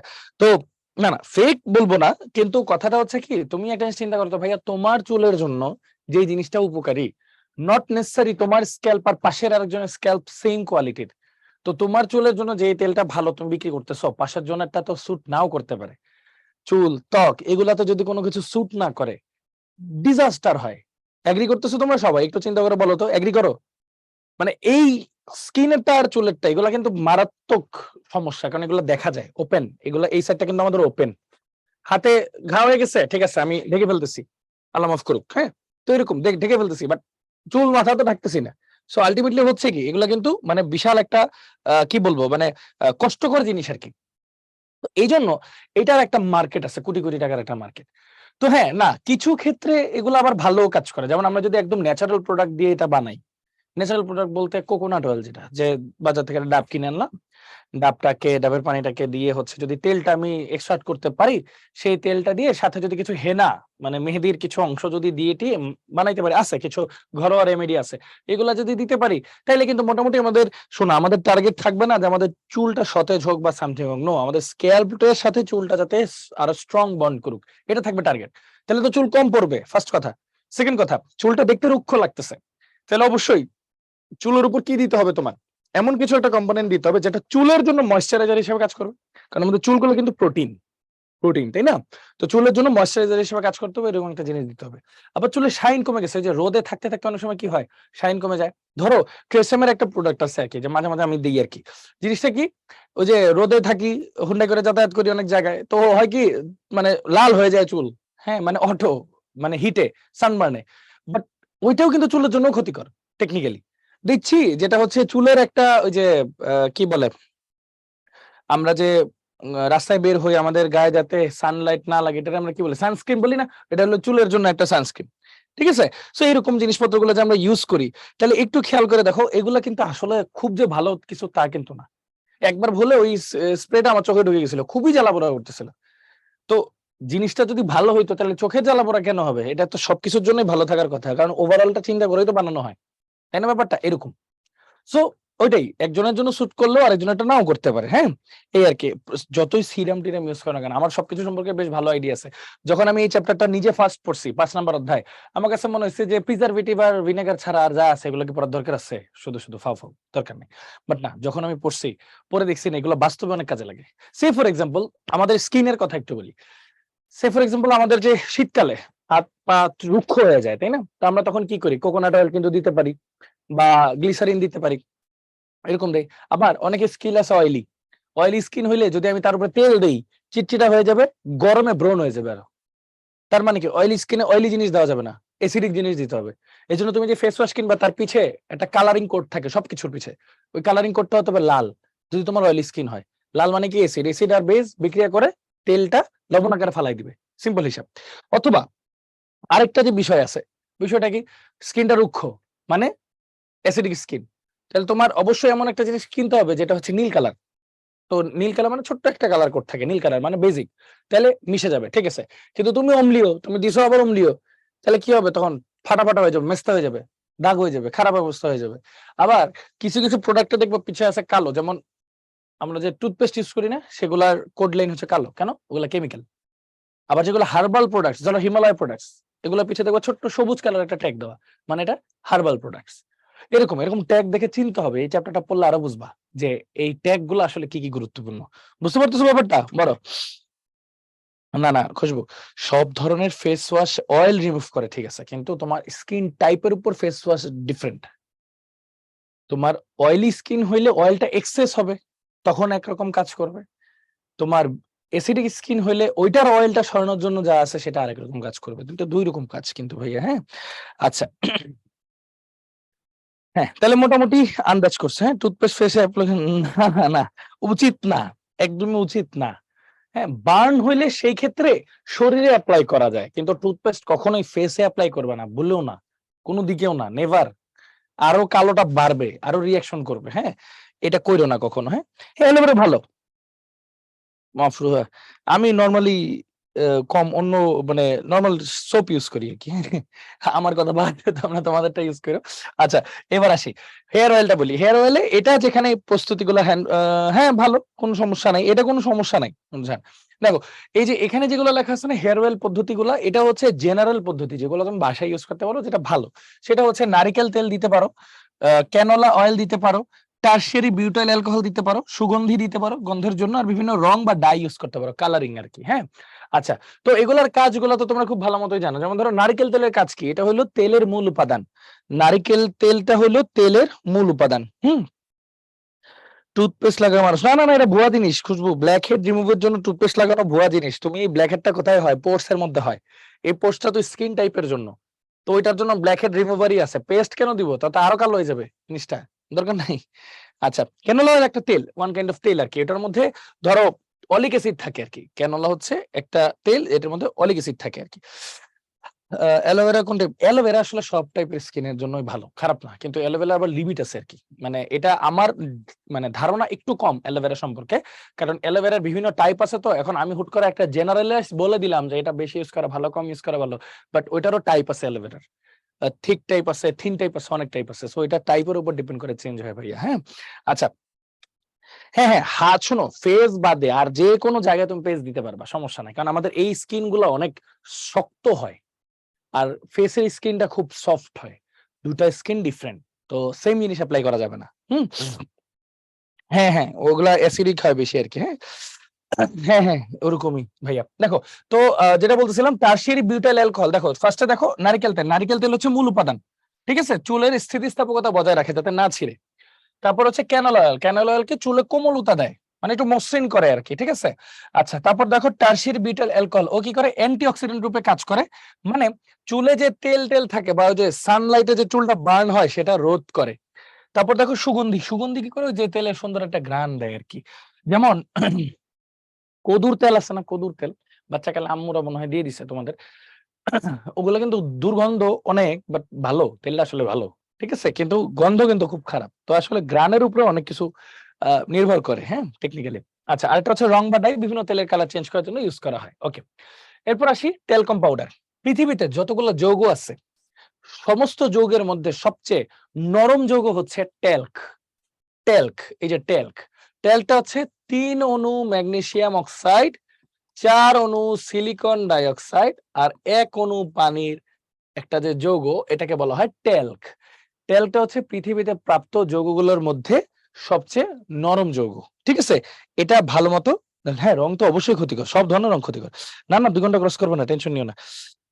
এই এটা টেলক পাউডার, নরমাল যে টেলকম পাউডার দিই না গায়ে, ওইটা টেলক পাউডার, ঠিক আছে। আচ্ছা, এখন একটা জিনিস বলি, টেলক পাউডারের ইস্যু। ধরো, না না, সিলিকন ডাইঅক্সাইড বালু না, এটা কাচের একটা উপাদান, এটা বালু না টেকনিক্যালি। হ্যাঁ, মানে মিহি মিহি হয়, মিহি। হ্যাঁ, এটার জন্য মানে টেলকটা মিহি হয়। আচ্ছা, একটা জিনিস বুঝো, টেলকম পাউডারের যে বিষয়টা, টেলকম পাউডারটা হচ্ছে বেসিক্যালি শীতকালে আমরা দেই কিন্তু, তাই না? শীতকালে দেই। ওটা আসলে কি করে? ওটা হচ্ছে শরীরটাকে একটু মসৃণ রাখে, বাইরের লেয়ার থেকে শরীরটাকে একটু রক্ষা করে, এই কাজগুলোই তো করে। এটাই সেম দেখো, টেলক কি করতেছে? ত্বকের উজ্জ্বলতা, মসৃণতা বৃদ্ধি করে, ত্বকের পিএইচ ঠিক রাখে, ঘাম রোধ করে। ঘেমে যায় না, টেলকম পাউডার দিলে ঘামটা শুষে নেয় সে। এই শোষকটাকে, এই যে জিঙ্ক স্টিয়ারেটটা আছে না, অ্যান্টিসেপটিক হিসেবে কাজ করে, পানি শোষণ বাড়ায় এবং পিচ্ছিলতা বৃদ্ধি করে। অ্যান্টিসেপটিক মানে কি? ভাইরাস ব্যাকটেরিয়ার বিরুদ্ধে সে কাজ করে আর কি, ঠিক আছে। না, উচিত যদি ভালো হয়, পিওর হয়। তারপর দেখো ম্যাগনেসিয়াম কার্বনেট কি আছে? পাউডার ফাপানোর জন্য ব্যবহার করা হয়, যাতে অনেক ফ্লাফি থাকে, ফ্লাফি, শক্ত যাতে না হয়। ধরো পাউডারটা সলিড, গায়ে লাগলে ব্যথা করবে, এর জন্য ফ্লাফি করা হয় এটা দিয়ে। আর লাস্টে থাকলো মেন্থল। মেন্থলটা একটা অ্যান্টিসেপটিক হিসেবেও কাজ করে, সুগন্ধি হিসেবেও কাজ করে, ঠান্ডা করে শরীর। ওই যে আছে না আইস কুল পাউডার টাইপের পাউডার, ওগুলো একটু ঠান্ডা করে, ওখানে মেন্থলের পরিমাণটা বেশি আর কি। হ্যাঁ, যে কোনো একটা পড়লেই হবে। এই যে 3 ধরনের ফর্মুলা আছে, দেখো এই যে 3 ধরনের ফর্মুলা আছে টেলকের, যে কোনো একটা পড়লেই হবে, ঠিক আছে, যে কোনো একটা পড়লেই হবে। ওকে, তাহলে এটা মোটামুটি দেখলাম। এবার আসি, আচ্ছা, বেবি পাউডার। বেবি পাউডারও টেলক থাকে, বেবি পাউডারের টেলক থাকে, কিন্তু বেবি পাউডারে এছাড়া অন্যান্য জিনিস থাকে, যেমন ম্যাগনেসিয়াম স্টেরেট থাকে, যেমন ঘামাচি র্যাশ দূর করে, বোরিক অ্যাসিড থাকে, ডাইপারের র্যাশ দূর করে, ম্যাগনেসিয়াম কার্বনেট থাকে, পাউডারকে ফাঁপা বানায়। সব নরমাল জিনিস থাকে, বাট অ্যান্টিসেপটিক বেশি থাকে। এবার দুইটার পার্থক্য বলি, দেখি তোমরা আমার সাথে রিলেট করতে পারো কিনা। মেন্থল কিভাবে দেয়? গুঁড়া করে দেয়, রাফি গুঁড়া করে মিক্স করে দেয়। আচ্ছা, তোমাদেরকে দেখি একটা জিনিস রিলেট করতে পারো কিনা। নরমালি একটা ব্যাপার কি হয়, নরমালি একটা ব্যাপার হচ্ছে বেবি পাউডার, যেটা baby powder normal powder same জিনিস, ডিফারেন্ট কিছু না। বাট বেবি পাউডারে জীবাণুনাশক থাকে বেশি, প্লাস জিনিসটা আরো তত সেনসিটিভ হয়। নরমাল পাউডারের দামের চেয়ে কিন্তু বেবি পাউডার আরো বেশি দামি। এটা তো জানো তোমরা নাকি? বলো চ্যাট বক্সে। তোমাদের সাথে কিন্তু কথা বলছি, হ্যাঁ, রেসপন্স করো ভাইকে। আচ্ছা, বেবি বাটারের দাম একটু বেশি হয় কেন জানো? ওইটার ইনগ্রেডিয়েন্টের কোয়ালিটিও ভালো, ওইটাতে জীবাণুনাশকও বেশি, ওইটাতে ইরিটেশন হয় কম। তো একটু ঠান্ডা মাথায় চিন্তা করো, দেখো তো ভাইয়া, এই জন্যই দেখবা যাদের সেন্সিটিভ স্কিন, তোমরাই বলো, বাবু যারা, বাচ্চা মানুষ যারা, যেমন আমার 2টা ভাইগনা ভাগ্নি আছে ছোট ছোট, তো ওদের যখন ডাইপার পরানো হয় বা নরমালি যখন তারা ঘোরাঘুরি করে ঘরে, তাদের কিন্তু গায়ে ট্যালকম পাউডার মানে বেবি পাউডারটা দিয়ে দেওয়া হয়। ডাইপার পরানোর আগে ডাইপারের মধ্যেও বা তার শরীরের মধ্যে হচ্ছে এই ইয়া দেওয়া হয়, বেবি পাউডারটা দিয়ে দেওয়া হয়, যাতে ইরিটেশন না হয়, র্যাশ যাতে না হয়। তো চিন্তা করো, ওদের স্কিন কিন্তু খুবই পাতলা। তাইলে সেনসিটিভ স্কিন ওয়ালা মানুষ যারা, কিন্তু তাদের কিন্তু কষ্ট আছে অনেক। যে কোনো কিছু খাইতেও পারে না, যে কোনো কিছু মুখে লাগাইতেও পারে না, অনেক ঝামেলা হয়ে যায়। তো বেবিদের স্কিনটা থাকে ওরকম সেনসিটিভ। তো সেনসিটিভ যারা, তাদের জন্য আবার এইসব ট্যালকম পাউডার ঝামেলা, কিন্তু তাদের জন্য আবার বেবি পাউডারটা সেফ। তার মানে সবার জন্য বেবি পাউডারটা সেফ আসলে। সেনসিটিভ স্কিন ওয়ালা যারা আছে, যেমন সেন্সোডাইন ইউজ করি না সবাই, আসলে সেন্সোডাইন দিয়ে দাঁত মাজতে সমস্যা নাই টেকনিক্যালি। কারণ হইলো ওটা তো সেনসিটিভ মানুষদের জন্য, মানে কি both acidic and basic both. তোর তার মানে ওইটা তুমি ইউজ করলে কোনো সমস্যা নাই, ঝামেলা কম, ঠিক আছে। এই জন্য বেবি পাউডারের দামটা বেশি, সেন্সোডাইনের দামটা বেশি নর্মাল পেপসোডেন্টের চেয়ে আর কি, বা নর্মাল টুথপেস্টের চেয়ে আর কি। হ্যাঁ, এই আর কি হিসাবটা। আচ্ছা, না না, আমরা বেবি পাউডার বলতে কি দেখো, আমাদেরকে বেবি পাউডার ইউজ করতে বলছে না না না, তোমাদেরকে বেবি পাউডার ইউজ করতে বলি নাই। তোমাদেরকে বলতেছি যে বেবি পাউডারটা হচ্ছে, তুমি কমন সেন্সে চিন্তা করো না। বেবি পাউডার যখন বানায়, ওখানে যদি খুব ক্ষতিকার কোনো কেমিক্যাল দেয় যেটা অ্যাডাল্টরা ইউজ করতে পারবে, তাহলে কি বেবিটার কি স্কিনে সহ্য হবে জিনিসটা? তাহলে বেবির গায়ে র্যাশ হবে, বেবির কষ্ট হবে। তাহলে বেবির যদি কষ্ট হয়, তাহলে ওই কোম্পানি ব্যান্ড হয়ে যাবে না? ওই কোম্পানির একদম মানে কেস টেস হয়ে যাবে না? জেল জরিমানা হয়ে যাবে না?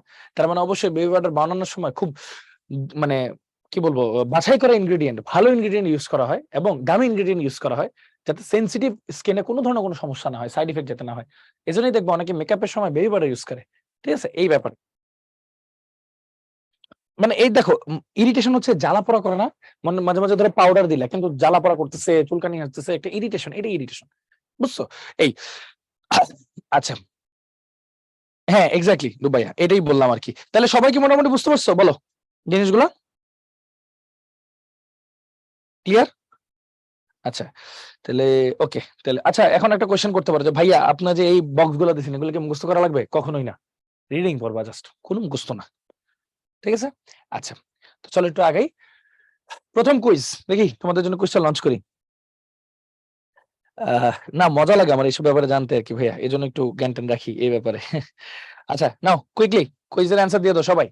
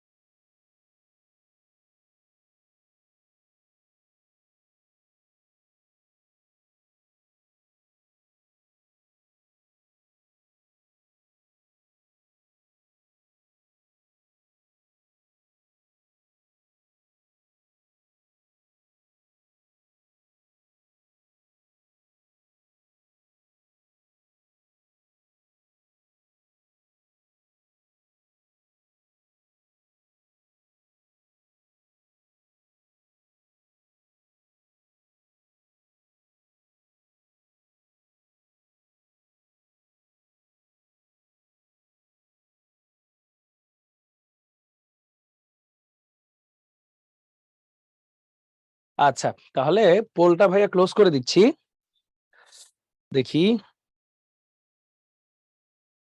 হুম,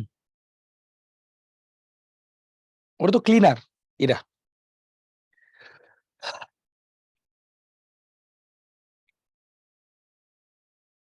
হ্যাঁ যাবে, সমস্যা নেই, ওটা আহামরি তেমন একটা ক্ষতি হয় না বলতেছি।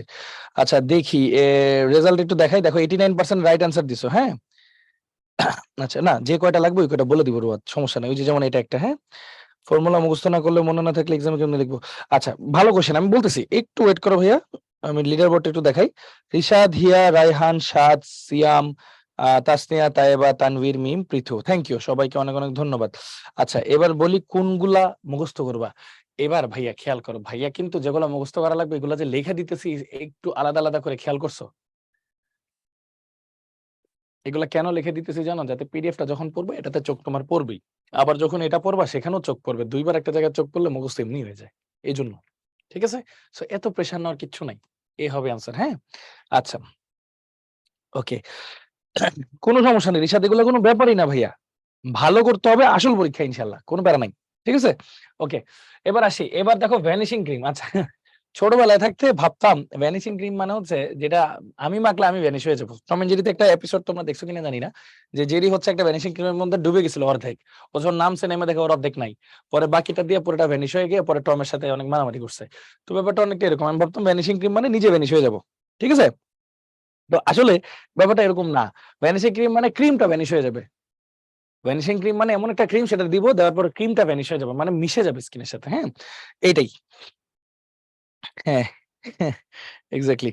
সো দেখো ব্যাপারটা হচ্ছে অনেকটা এরকম, এই যে স্টিয়ারিক অ্যাসিড, এটা হচ্ছে গ্লিসারিনের সাথে, মানে গ্লিসারিনের সাথে স্টিয়ারিক অ্যাসিড মিশিয়ে ভ্যানিশিং ক্রিমটা প্রস্তুত করা হয়, গ্লিসারিন মনোস্টেরিয়ার দিয়ে, তারপর বাকি ফার্দার প্রসেসিং করা হয় আর কি। তো এতে করে জিনিসটা মিশে যায় আর কি, লবণের মতো মিশে যায় শরীরের মধ্যে। হ্যাঁ আচ্ছা, তো দেখো এই যে এই বিক্রিয়াটা দিছে না, এই বিক্রিয়াটা মনে রাখবা, এটা দেখা রাখবে। হ্যাঁ যেগুলো যেগুলো আছে সেগুলো দেওয়াই আছে, যেগুলো যেগুলো আছে সেগুলো দেওয়াই আছে, চার্ট মুখস্থ করার দরকার নেই, এগুলো দেওয়াই আছে, টেনশনের কোনো কারণ নেই। হ্যাঁ না সব ক্রিমই তো মিশে যায়, কিন্তু প্রথম যখন আগে একদম আগে যখন ক্রিম গুলা বের হয়েছে তখন গুলা মিশতো না, লাগে থাকতো, চ্যাপচ্যাপা হয়ে থাকতো।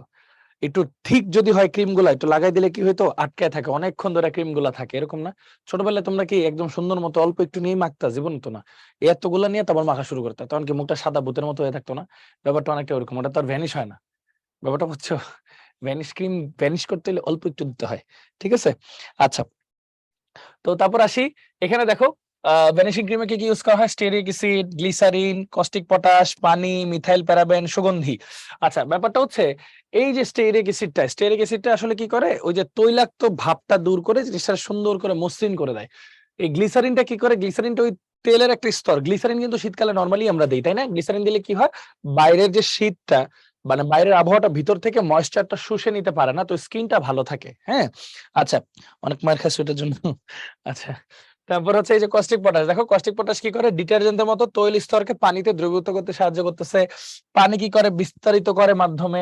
নরমাল এগুলো জাস্ট হালকা পাতলা একটু পড়বা, বাকিগুলো অ্যান্টিসেপ্টিক, জাস্ট হালকা পাতলা রিডিং দিবা, এগুলা মুখস্থ করার দরকার নেই, যা দরকার আছে ভাইয়া বলে দিচ্ছি। আচ্ছা তারপর কোল্ড ক্রিম, ভ্যানিশিং ক্রিমেরই আরেকটা পার্ট হচ্ছে কোল্ড ক্রিম, যেটা কোল্ড এর সময় লাগাইতে হয়, মানে যাতে ওই গ্লিসারিনেরই একটা জিনিস আর কি, সেটা হইলো ওই যাতে ভিতরে ময়েশ্চারটা কমে না যায়। ময়েশ্চার হলে কি হয়, যেমন ধরো ঠোঁটের ময়েশ্চার গেলে কি হয়, রুক্ষ হয়ে যায় ঠোঁটটা, স্কিনে ময়েশ্চার হলে কি হয়, দাগ দাগ হয়ে যায়, একটা হাত দিয়ে যে দেখায় না বিভিন্ন অ্যাডে, যে আঙ্গুল দিয়ে এরকম খোঁচা দিছে সাদা সাদা হয়ে গেছে, মানে কি স্কিনটা রুক্ষ হয়ে গেছে, তো ওই রুক্ষনেসটা দূর করার জন্য কোল্ড ক্রিমটা ইউজ করা হয়। আচ্ছা না মুখস্থ করবা না, এগুলা মুখস্থ করবা না, যা মুখস্থ করা লাগবে দিয়ে দিছি, লিখে দিছি, টিক দিয়ে দিব, সমস্যা নাই। আচ্ছা এখানে থাকে mineral oil, white bee wax, glycerine, borax, propyl parahydroxy, সুগন্ধি। এই বোরাক্সটা মুখস্থ করা লাগবে, এই যে আমি বলে দিব, টেনশনের কোনো কারণ নাই। মুখস্থ করবা কেন, মুখস্থ দরকার নাই, যতটুক পারবা ততটুক পড়বা, মুখস্থ দরকার নেই, বুঝা পড়লে ইজি হয় মুখস্থ করতে। ডাইরেক্ট মুখস্থ চিন্তা করলে দেখবা জিনিসটা যতই বুঝতে চাও মুখস্থ হবে না, বুঝছো? আগে বুঝবা পরে মুখস্থ। আচ্ছা তারপর দেখো এই মিনারেল অয়েল কি করে, লুব্রিকেটিং এজেন্ট হিসেবে কাজ করে, মানে ত্বকের ঘর্ষণজনিত বাধা রোধ করে আর কি, মানে ত্বকটাকে মসৃণ বানায়। তারপর হলো কোল্ড ক্রিমকে গাঢ় করে কে, হোয়াইট বি ওয়্যাক্স, ওয়্যাক্স মানে অনেকটা মোমডারে এটা গাঢ় করে, নইলে তো তেল তেলা পানি পানি লাগবে। আচ্ছা তারপর দেখো গ্লিসারিন তো বুঝোই ময়শ্চারাইজার হিসেবে কাজ করে, বোরাক্সটা কি করে, অ্যান্টিসেপটিক হিসেবে কাজ করে, আর প্রিজারভেটিভ হিসেবে কাজ করে, শেলফ লাইফ বাড়ায়, যাতে অনেকদিন কোল্ড ক্রিমটা ভালো থাকে। কারণ আমাদের শীতকালে আমরা ধরো নিভিয়া কিনলাম, অল্প একটু কিছুদিন ইউজ করে আবার 1 বছর পর গিয়ে ইউজ করি, তো ওইটা তো ভালো রাখতে হবে, ওই ভালো রাখতে এই বোরাক্সটা ইউজ করা হয় আর কি। হ্যাঁ আহ, যায় বাট ওটা ভালো না তেমন একটা। ও মানে হচ্ছে অয়েল ইন ওয়াটার, হ্যাঁ অয়েল ইন ওয়াটার মানে অয়েলের মধ্যে পানি, তাহলে অয়েল আর পানি তো মিশে না, তো এটাকে মিশানোর জন্য কি ইউজ করা হয়? ইমালসিফায়ার। মনে আছে? বলো, মনে পড়ে নাকি? এই জিনিসটাই বুঝাইছে পৃথু। তারপর বলো, প্রোপাইল প্যারা হাইড্রোক্সি বেঞ্জোয়েট হচ্ছে কোল্ড ক্রিম, বেশি দিন সংরক্ষণ করে, প্রিজারভেটিভ, আর সুগন্ধের জন্য তো সুগন্ধি ইউজ করা হয়। হ্যাঁ, আচ্ছা গুড। চলো, আচ্ছা না না, উইদাউট না। আচ্ছা, তারপর দেখো লিপস্টিক।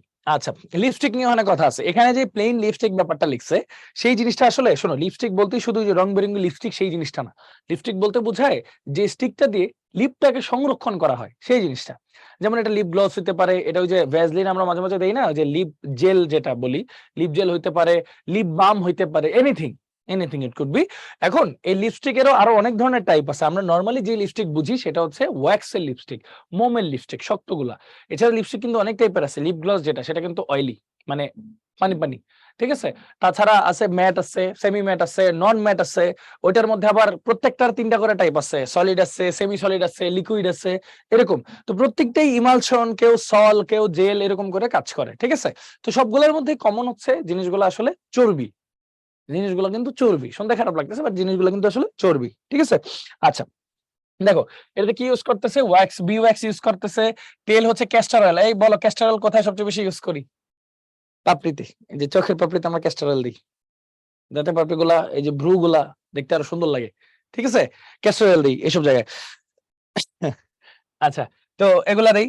সাথে হচ্ছে অ্যালকোহল। অ্যালকোহল বলতে আসলে গ্লিসারিন, ইথানল, এগুলা ইউজ করা হয় আর কি প্রিজারভেটিভ হিসেবে, বা ফ্রিকশন যাতে কমে সেই জন্য। পিগমেন্ট বা রঞ্জক ইউজ করা হয়। ওই যে লালেরই শেড আছে 24টা, এছাড়া ইয়েলো আছে, off white, cream white, white এর বহুতগুলো শেড আছে। এই সবগুলো শেডের জন্য আলাদা আলাদা কালার ইউজ করা হয়। সেই পাশাপাশি হচ্ছে সুগন্ধি বস্তু। সুগন্ধি বস্তু হচ্ছে বিভিন্ন সুবাস সৃষ্টি করতে কাজ করে, ঠিক আছে। আচ্ছা, হ্যাঁ, মাছের আঁশ, হ্যাঁ, মাস্কারায় ক্যাস্টর অয়েল থাকে, মাস্কারায় ক্যাস্টর অয়েল থাকে। মাঝে মাঝে মাস্কারা শুকায় গেলে ক্যাস্টর অয়েল দিয়ে দিবা, দিয়ে তারপর দিবা, তাহলে সব ঠিক থাকবে। আচ্ছা, যেটা বললাম, কি বললাম, মাছের আঁশ থাকতেও পারে আর কি, হ্যাঁ। না রে ভাইয়া। আচ্ছা, তোমাদের কাছে দেখো, অনেকের কাছে এই যে এই একটা টপিক নিয়ে আমি একটু কথা বলতে চাই। ভালো একটা জিনিস বলছো। অনেকে আর কি ভাবতেছে যে এই যে মেকআপ আইটেম সম্পর্কে আমি যে জানি জিনিসগুলা, আমি আসলে অনেক কম জানি। যতটুকু জানি অল্প জানি। অনেকে ভাবতেছো যে জিনিসগুলো আসলে জানাটা খুবই আহ কি বলবো, ভাই অনেক জ্ঞানী, না এরকম না ব্যাপারটা। এগুলো দৈনন্দিন ব্যবহৃত জিনিস রে ভাই। তোমারও তো ঠোঁট ফাটে, মাঝে মাঝে কি লিপ বাম দিয়ে দাও না? একটু তো চিন্তা করতে হবে যে আচ্ছা, লিপ বামটা যে দিলাম, এই যে আমি যে ফাইজলামি করি, আমরা সবাই লিপস্টিক লিপস্টিক ফাইজলামি করি, জিনিসটা কি আসলে? কালারটা আসতেছে কোত্থেকে? স্কিনের কি ক্ষতি হচ্ছে না? 100 বার হচ্ছে। তাও কেন দিচ্ছি? কি করতেছে কাজটা? আমাদের নিজেদের সৌন্দর্য বর্ধন করার জন্য কিন্তু আমরা নিজেদের প্রচুর ক্ষতি করি। That's a very good thing, কোনো সমস্যা নাই, নিজের সৌন্দর্য দিয়ে এলো কথা। বাট ক্ষতিটা কম হবে কোথায়? যেমন এই যে ম্যাট লিপস্টিকের কথা ধরো, এগুলা কি অনেকক্ষণ ধরে উঠে না, ভালো জিনিস। এটার দাম যত বেশি হবে জিনিসটা তত ভালো, স্কিনে ক্ষতি করবে না। দাম কমের ম্যাট যেটা হবে সেটা একদম স্কিন পুরাই দিবে, ঠোঁট একদম কালো করে দিবে, এরকম। মানে এগুলো আস্তে আস্তে কেন বলছি, কারণ এরকম সাইড ইফেক্ট হয়েছে। ধরো এই যে চুলের পরার কথাটা যে বলছি, আমি নিজে ভুক্তভোগী ছিলাম, সেটাই বললাম, নিজে ভুক্তভোগী ছিলাম। ক্রিম, ফেস ওয়াশের কথা বলো, ফেস ওয়াশ বিভিন্ন ধরনের ইউজ করছি, নিজের মুখ জ্বালা পোড়া করছে, ভুক্তভোগী ছিলাম। এই যে টুথপেস্টের কথা যে বলতেছো, এই সেম কাজ আমিও করছি, পড়ার কারণে মুখের মধ্যে টুথপেস্ট দিয়ে দিয়েছিলাম, পরে তো ওই সাইড আরো পড়ছে। তো নিজে ভুক্তভোগী হয়েছি দেখেই তো জিনিসগুলো আস্তে আস্তে আবার পড়ছি, পরে পরে দেখছি আচ্ছা এই চ্যাপ্টারে তো সব ছিল, তাহলে আমি পড়লাম না কেন? এটাই, এই জন্য এই চ্যাপ্টার আমি যখন পড়াই খুব সময় নিয়ে আস্তে আস্তে পড়াই, খুব মজা লাগে আমার এই চ্যাপ্টার পড়াইতে। কারণ এখানে অনেক কিছু আছে শেখার মতো, অভাব নাই, শেখানোর মতো অভাব নাই টপিক। ইভেন তোমরা গতদিন সম্ভবত বা ভিনেগারের ক্লাসে সম্ভবত ইডিটিএ পড়ছো না? ইডিটিএ পড়ছো? না না, ইন্টারে কখনোই ফেল, মানে আমার লাইফে আমি কখনোই ফেল করিনি, আলহামদুলিল্লাহ, ভালো। আচ্ছা, ইডিটিএ পড়ছো তাই না? ইডিটিএ কি বলো? ইডিটিএ জিনিসটা কি? Applied chemistry. ইডিটিএ কি? এই যে তোমরা যে ইডিটিএ মুখস্থ করছো, মুখস্থ করছো না বুঝে পড়ছো? বলো, ইডিটিএ কি করছো বলো? এটি হচ্ছে কিলেটিং এজেন্ট। কিলেটিং এজেন্ট মানে হচ্ছে যে এনজাইমের ক্রিয়া নষ্ট করে, যদি তাই না? দেখো ইরিডিএ পরে কিন্তু আসলে মজার, কেমনে? ফার্স্ট হলো ইথিলিন। ইথিলিন মানে 2টা CH2, ইথিলিন। তারপর 2টা অ্যামিন, এই যে ডাইঅ্যামিন। টেট্রা অ্যাসিটিক অ্যাসিড, 4টা অ্যাসিটিক অ্যাসিড।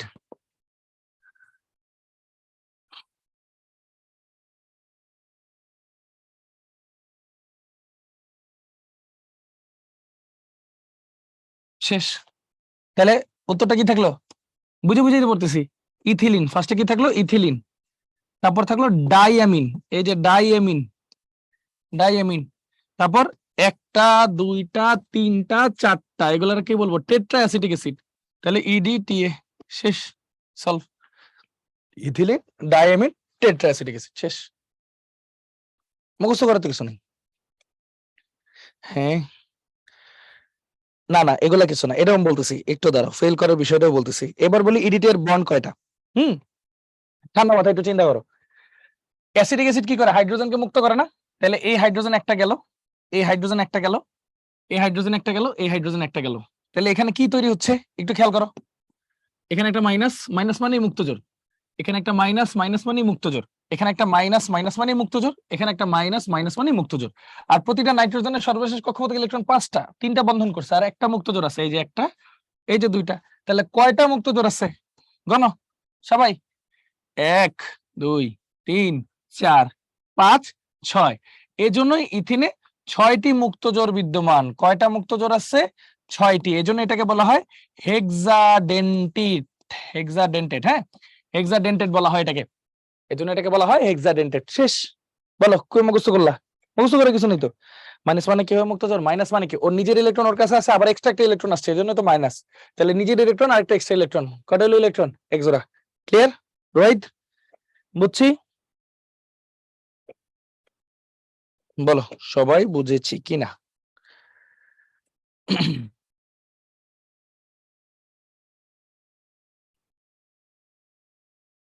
আলহামদুলিল্লাহ, ভেরি গুড। দেখো, আসলে পড়াশোনাটা মেইনলি নিজের মজার উপরে। তুমি যদি মজা নিয়ে পড়তে পারো, তোমার কাছে পড়াশোনা সোজা। তুমি যদি কঠিন চিন্তা করো, এই আর কি। এমন বলবো না যে পড়াশোনা খুব সোজা লাগছে আমার কাছে সারা জীবন, আমার কাছে পড়াশোনা কঠিনই লাগতো। কিন্তু একটা জিনিস দেখো, 8টা 8.5 বছর ধরে আমি উদ্ভুষে পড়াচ্ছি। তো একটা জিনিস যখন 8.5 বছর ধরে পড়াবো, অবশ্যই নতুন নতুন টেকনিক শিখবো, নতুন নতুন টেকনিক শিখাইতে পারবো, তোমাদের থেকেও শিখবো। এটাই তো নিয়ম, তাই না? শিখবো, শিখাবো। আচ্ছা, আমি নূর মোহাম্মদ পাবলিক কলেজে ছিলাম ভাইয়া। আচ্ছা, যেটা বলতেছিলাম, লিপস্টিকের ব্যাপারগুলো আমরা দেখলাম, ক্যাস্টর অয়েলের ব্যাপারগুলো দেখলাম, এছাড়া রঙিন পিগমেন্ট, এগুলো আমরা সবকিছু মোটামুটি দেখলাম। আচ্ছা, থ্যাংক ইউ রাফি ভাইয়া। কলয়েডের পার্টটা কি শর্ট সিলেবাসে আছে? শোনো, শর্ট সিলেবাসে শুধু ভিনেগার আর প্রিজারভেটিভ আছে। এটা যে পড়া দিচ্ছি এটাও নাই। কেন পড়াচ্ছি? শিখে রাখো, অ্যাডমিশনে গিয়ে তো লাগবেই, অ্যাডমিশনে গিয়ে তো থাকবেই, তখন কি করবা? বলতে তো দোষ নাই, এই আর কি। আচ্ছা, আরেকবার অবশ্যই দেখাবো, কোনো সমস্যা নাই। এইচএসসি জিপি, আমার এসএসসি এইচএসসি দুইটাতেই আলহামদুলিল্লাহ গোল্ডেন ছিল। কি কি হয়ে গেছে, কিন্তু ফার্স্ট ইয়ার বলবো, বলবো ফার্স্ট ইয়ার সেকেন্ড ইয়ার নিয়ে একটু পরে বলবো, ঠিক আছে? একটু পরে সবকিছু বলবো, তোমাদের সব কোশ্চেন আনসার দেবো, একটু ওয়েট করো, হ্যাঁ? আমি সব জায়গায় নিই ভাইয়া, সমস্যা নাই। ব্রাঞ্চ যেটা বাসার কাছে সেটা আমি সব বলবো, একটু ওয়েট করি, হ্যাঁ? আচ্ছা, সেকেন্ড ইয়ার পুরোটাই আমি নিব, টেনশন নাই, অর্গানিকও নিব, সবই নিব। একটু ধরো, 6টা কিভাবে হইলো? এই অ্যাসিটিক অ্যাসিডের 4টা হাইড্রোজেন মুক্ত হইলে 4টা মুক্ত জোর, আর 2টা নাইট্রোজেনের একটা করে মুক্ত জোর 2টা, তাহলে কয়টা হলো টোটাল? 6টা। ঠিক আছে, 6টা মুক্ত জোর, এইভাবে 6টা হইছে। বুঝতে পেরেছো রোয়াদ? এই যে এইভাবে 6টা হইছে। না না, এবার বলি, অক্সিজেন আর হাইড্রোজেনের মধ্যে একটা বন্ড ছিল, খেয়াল করো, অক্সিজেন আর হাইড্রোজেনের মধ্যে একটা বন্ড ছিল। ওই বন্ডে কার কার ইলেকট্রন আছে দেখো, একটা অক্সিজেনের ইলেকট্রন আছে, একটা হাইড্রোজেনের ইলেকট্রন আছে। হাইড্রোজেন যখন মুক্ত হয়ে চলে যাবে, অক্সিজেনের ইলেকট্রন অক্সিজেনের কাছে আসলো, হাইড্রোজেনেরটাও তো আসলো, এই জন্যই তো মাইনাস বলি। তাহলে মাইনাস মানে কয়টা ইলেকট্রন? এক জোড়া। ক্লিয়ার? বলো, বুঝছি কি বুঝি নাই?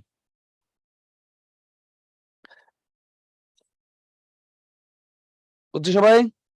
ভেরি গুড, এই তো হয়ে গেছে, মাশাআল্লাহ। চলো এবার সামনে আগাই। এবার হচ্ছে আফটার শেপ। আচ্ছা, আফটার শেপটাও কিন্তু খুবই গুরুত্বপূর্ণ। যেমন আমরা যখন শেভ করব, শেভ করার পর কি হবে? এই পোর্স গুলো, যে ব্লেডটা কাটার পরে পোর্স গুলা ওপেন হয়ে যায়, তখন অনেক ধরনের জীবাণু থাকার একটা পসিবিলিটিস থাকে, কারণ এগুলা কিন্তু ধুলার সামনে থাকে। তো জীবাণু যদি ঢুকে স্কিনে অনেক ড্যামেজ করে ফেলতে পারে। তো এই জন্য আফটার শেপটা যদি ভালো হয়, তাহলে দেখবে জলে অনেক। তো আফটার শেপটা যখন দিবা, এই পোর্স গুলাতে ঢুকে জীবাণুগুলো ধ্বংস করে দিবে, এই সিম্পল। এই জন্য আফটার শেপ ভালো দিতে হয়। এই, আচ্ছা, বলবো, সবই বলবো আজকে, সমস্যা নাই, একটু ওয়েট করে খুঁজবো, সব বলবো ইনশাল্লাহ। ওকে, তাহলে দেখো, আফটার শেপে কি থাকে? ডিন্যাচার্ড অ্যালকোহল থাকে, অলিভ অয়েল থাকে, এছাড়া বিভিন্ন ধরনের সুগন্ধি থাকে। তো এইগুলা তেমন কিছু না, মেইন কথা হচ্ছে আফটার শেপে অ্যান্টিসেপটিক থাকতে হবে, অ্যান্টিসেপটিক। অনেকে দেখবা ওই যে সেভলন দিয়েই ধুয়ে ফেলে, তাও হবে, কোনো সমস্যা নাই, সেভলন দিয়েও ধুয়ে ফেলে, বাট ওই তো সেভলনটা স্কিনে লাগানো সরাসরি ঠিক না, এই আর কি। আচ্ছা, তাহলে এটা গেল। এবার হচ্ছে মেহেদি। মেহেদিটা হচ্ছে হেনা, হেনা বা মেহেদি, এটা হচ্ছে মেহেদি পাতার মধ্যে এক ধরনের কেমিক্যাল থাকে, সেটাকে বলে লসন। এই যে দেখো দিয়ে দিছি, তার মানে এটা কিন্তু ভালো মতো পারতে হবে, এটা আসে পরীক্ষায়, শর্ট সিলেবাসে আসবে না, অ্যাডমিশন দিতে পারে। লসন, এই লসনটা ভালো মতো পড়তে হবে। এই লসনটার জন্যই হচ্ছে মেহেদির কালার গাঢ় লাল হয়, ঠিক আছে, কোনো সমস্যা নেই। আচ্ছা, এবার একটা বিষয় তোমাদের সাথে শেয়ার করি। জিনিসটা হচ্ছে, অনেকে বলে না যে হাতে মেহেদি অনেকের লাল হয় ঠিক মতো, অনেকের লাল হয় না, অনেকের অনেক গাঢ় হয়, অনেক সুন্দর হয়, অনেকের হয় না, আবার অনেকের এই পার্টে অনেক লাল হলেও এই পার্টে হয় না। ব্যাপারটা অন্যভাবে কেউই নিবা না, জিনিসটা খুবই সিম্পল। এটা হচ্ছে মেহেদির কোয়ালিটির উপর ডিপেন্ড করে, তোমার ত্বকের সাথে ওই মেহেদির রিয়াকশনের উপর ডিপেন্ড করে। তোমার ত্বক যদি স্যুট না করে, সেক্ষেত্রে মানে পুরো যাইতে পারে তোমার হাতের কিছু লেয়ার অংশ, জ্বালাপোড়া করতে পারে, সেটা খারাপ, দরকার নাই। মেহেদি দিলা, জিনিসটা যদি একদম গাঢ় লাল হয়, সেই গাঢ় লাল বলতে খয়েরি টাইপের লাল হয়, সেটা মানে একদম পুরোপুরি বসছে জিনিসটা, ঠিক আছে, মানে স্যুট করছে হাতের সাথে। যদি একটু পাতলা হয়, তখন বুঝবো তোমার হাতের সাথে স্যুট করে না, মেহেদিরও দোষ নাই, তোমার হাতেরও দোষ নাই, দুইটারই দোষ। বুঝছো ব্যাপারটা এরকম। তো এটা অন্যভাবে নেওয়ার কিছুই নেই। আর আরেকটা যে বিষয় আছে, যে এটাকে উজ্জ্বল করে কিভাবে, ক্যাস্টর অয়েল বা কোকোনাট অয়েল বা অলিভ অয়েল, এগুলা মেহেদি ওই যে উঠানোর পর পর যদি দিয়ে দাও, তাহলে জিনিসটা বেশ অনেকদিন মসৃণ থাকে আর কি, অনেক ভালো থাকে কালারটা, ঠিক আছে। অবশ্যই হার্মফুল যদি নিজের বাটা না হয়। ইদানিং শুনো, ইদানিং বাজারে বিশাল একটা মার্কেট আছে, মার্কেটটা হচ্ছে অর্গানিক মেহেদির মার্কেট। অর্গানিক মেহেদি আর কিছুই না, ওই পাতা ছিঁড়ে বাইটা বানানোটারই অর্গানিক মেহেদি বলে আর কি, আর কিছুই না। হ্যাঁ, সো খুব ডিফিকাল্ট কিছু না। আচ্ছা, না কাবেরি টাবেরি ইস্যু না আসলে। ভাইয়া CH4 এ আলফা মানে মূল সংখ্যা, বাট এখানে বললেন যে বিক্রিয়ার পার্সেন্টেজ, মিথেনে আলফা মানে বুঝি নাই। রোদ আরেকবার কোশ্চেনটা করো ভাইয়া। না, ওগুলা তত একটা ভালো খারাপ আমি কমেন্ট করবো না, কারণ আমার সব প্রোডাক্ট সম্পর্কে আইডিয়া নাই ভাইয়া। দেখো, আমিও তো একটা মানুষ, আমার তো সব সম্পর্কে জানান মানে জানার পরিধিটাও একটু লিমিটেড। হ্যাঁ, সব যে জানবো তা তো না, যতটুকু জানি হালকা পাতলা শেয়ার করি এই। আচ্ছা, করছি গত বছরই আবির। আচ্ছা, তাহলে এরপর আসি, মেহেদিতে কি আছে, যে হেনা পাউডার আছে, যেখানে লসন থাকে। হ্যাঁ, লাসন লিখছে আর কি, তো এটার লাসনও বলা হয়, লসনও বলা যায়। হ্যাঁ, এনিথিং, লসন হইতে পারে, চুলে ক্যারাটিনকে হেল্প করে আর কি সে। লেমন জুস দিলে জিনিসটা, আর ওই যে লেবুর রস দিলে কি হয়, মেহেদি যেমন অনেক উজ্জ্বল হয়, ওই লেবুর রস দিলে ভালো হয়। প্রাকৃতিক উদ্ভিজ রং দিতে পারো, খারাপ না। এসেনশিয়াল অয়েল যেমন জিঞ্জার, দারুচিনি, ল্যাভেন্ডার, এগুলোর অয়েল দিতে পারো, গ্রান হয় সুন্দর। অলিভ অয়েল, ডিম, এগুলা দিলে আরো সুন্দর হয়, ময়শ্চারাইজার হিসেবে কাজ করে। আচ্ছা, ওকে, সো চলো পরেরটাই আসি। এবার ছোট্ট দুইটা টপিক পড়বো। ক্লিনার, ক্লিনার বা পরিষ্কারক। ক্লিনার মূলত দুই ধরনের আছে। তোমার যে বিক্রির হার সংস্থায়। আচ্ছা, এটা নিয়ে আমি পিন করে রাখলাম, এটা নিয়ে তোমার আমি অ্যান্সার দিব, ঠিক আছে। ওকে, কি বলবো, এই যে এই যে এই যে এই যে দেওয়া আছে, দেওয়া আছে 7, দেখতে পাইছো, আছে। সো টেনশনের কোনো কারণ নাই, হয়ে যাবে, এত কিছু করে লাভ তো নাই। না, এটা এক একজনের শখের উপর ভাইয়া, মেহেদি জিনিসটা টোটালি শখের উপর। আচ্ছা, ক্লিনার হচ্ছে মূলত আমরা দুই ধরনের পড়বো, একটা হচ্ছে টয়লেট ক্লিনার, একটা হচ্ছে গ্লাস ক্লিনার। তাহলে বুঝতেই পারতেছো, টয়লেটের মধ্যে, টয়লেট বলতে আসলে ফ্লোর ক্লিনার, টয়লেট ক্লিনার সবই একই কথা। এগুলোতে মূলত একটু হেভি ক্ষার ব্যবহার করা হয়। হ্যাঁ, তো এগুলাতে একটু মূলত একটু হেভি ক্ষার ব্যবহার করা হয়। কেন? কারণ ওগুলাতে ময়লাগুলো একটা হেভি চর্বিওয়ালা হয়। হ্যাঁ, শক্ত চর্বি টাইপের হয়, এজন্য এগুলোকে দূর করতে হেভি ক্ষার ব্যবহার করা হয়। গ্লাস ক্লিনারটা একটু নাজুক, ফ্র্যাজাইল, এই জিনিসকে হেভি ক্ষার দিলে গ্লাসটা ক্ষয় হয়ে যাবে, এজন্য এখানে নরমাল ক্ষার দেওয়া হয়, মানে যেগুলো একটু দুর্বল ক্ষার সেগুলো দেওয়া হয়, ঠিক আছে। আমরা পড়বো আস্তে আস্তে। হ্যাঁ রিশাদ, অনেকটা তো আসো বলি। ফার্স্ট হচ্ছে গ্লাস ক্লিনার। গ্লাস ক্লিনারের মূল উপাদান তরল অ্যামোনিয়া, ঠিক আছে, লিকার অ্যামোনিয়া বা তরল অ্যামোনিয়া, ঠিক আছে, বা জলীয় অ্যামোনিয়া, এটা হচ্ছে মূল উপাদান, কারণ এটা হচ্ছে দুর্বল ক্ষার। এটা গ্লাসকে ক্ষতি করে না, কিন্তু গ্লাসকে ক্ষয় করে কে, যারা হচ্ছে তীব্র ক্ষার বা তীব্র অ্যাসিড, এরা হচ্ছে গ্লাসকে ক্ষয় করে। এখন একটা শব্দ আছে, এচিং, গ্লাস এচিং, ঠিক আছে। হ্যাঁ ঋষাদ, একটা শব্দ আছে এচিং। এচিং মানে বুঝো, এই যে হাত আঙ্গুল দিয়ে খোটো না, মাঝে মাঝে চুলকাও না, এটা কি বলে, এচিং করা বলে না। ঠিক তেমনি গ্লাসের মধ্যে খোঁচানোরে বলা হয় এচিং। খোঁচায় কি করে, গ্লাসের ডিজাইন বানায়, বিভিন্ন দেখবা গ্লাসের মধ্যে সুন্দর সুন্দর নকশা টকশা করা, তো এগুলাকে বলা হয় গ্লাসের এচিং। এই এচিং করতে এমন একটা জিনিস অবশ্যই ইউজ করা হবে, তার মানে যেখানে গ্লাসটা আসলে ক্ষয় হইতেছে, গ্লাসকে তো ক্ষয় করেই এটার মধ্যে ডিজাইন করা হয়। তো এখানে ইউজ করা হয় হাইড্রোফ্লোরিক অ্যাসিড। দেখো, হাইড্রোফ্লোরিক অ্যাসিড প্লাস গ্লাসের প্রধান উপাদান সিলিকন ডাইঅক্সাইড বিক্রিয়া করে পানি আর H2SiF6 ডাইহাইড্রোজেন মনোসিলিকেট হেক্সাফ্লোরাইড তৈরি করে। এটা হচ্ছে গ্লাসকে ক্ষয় করে। হাইড্রোফ্লোরিক অ্যাসিড গ্লাসকে ক্ষয় করে, মানে গ্লাসের মধ্যে চাইলে আমি হাইড্রোফ্লোরিক অ্যাসিড ব্যবহার করে ডিজাইন করা যায়। এটা অ্যাডমিশনে আসছিল একবার কুয়েটে সম্ভবত, যে কোন জিনিসটা বা কোন নিচের কোন যৌগটি দিয়ে গ্লাসে এচিং করা হয় বা নকশা করা যায়। অ্যান্সার হচ্ছে হাইড্রোফ্লোরিক অ্যাসিড। ক্লিয়ার সবাই? নকশা, এচিং সবকিছু একই কথা। ক্লিয়ার? এটা হচ্ছে ওই পারিপার্শ্বিক সুপ্ততাপের কারণে ভাইয়া।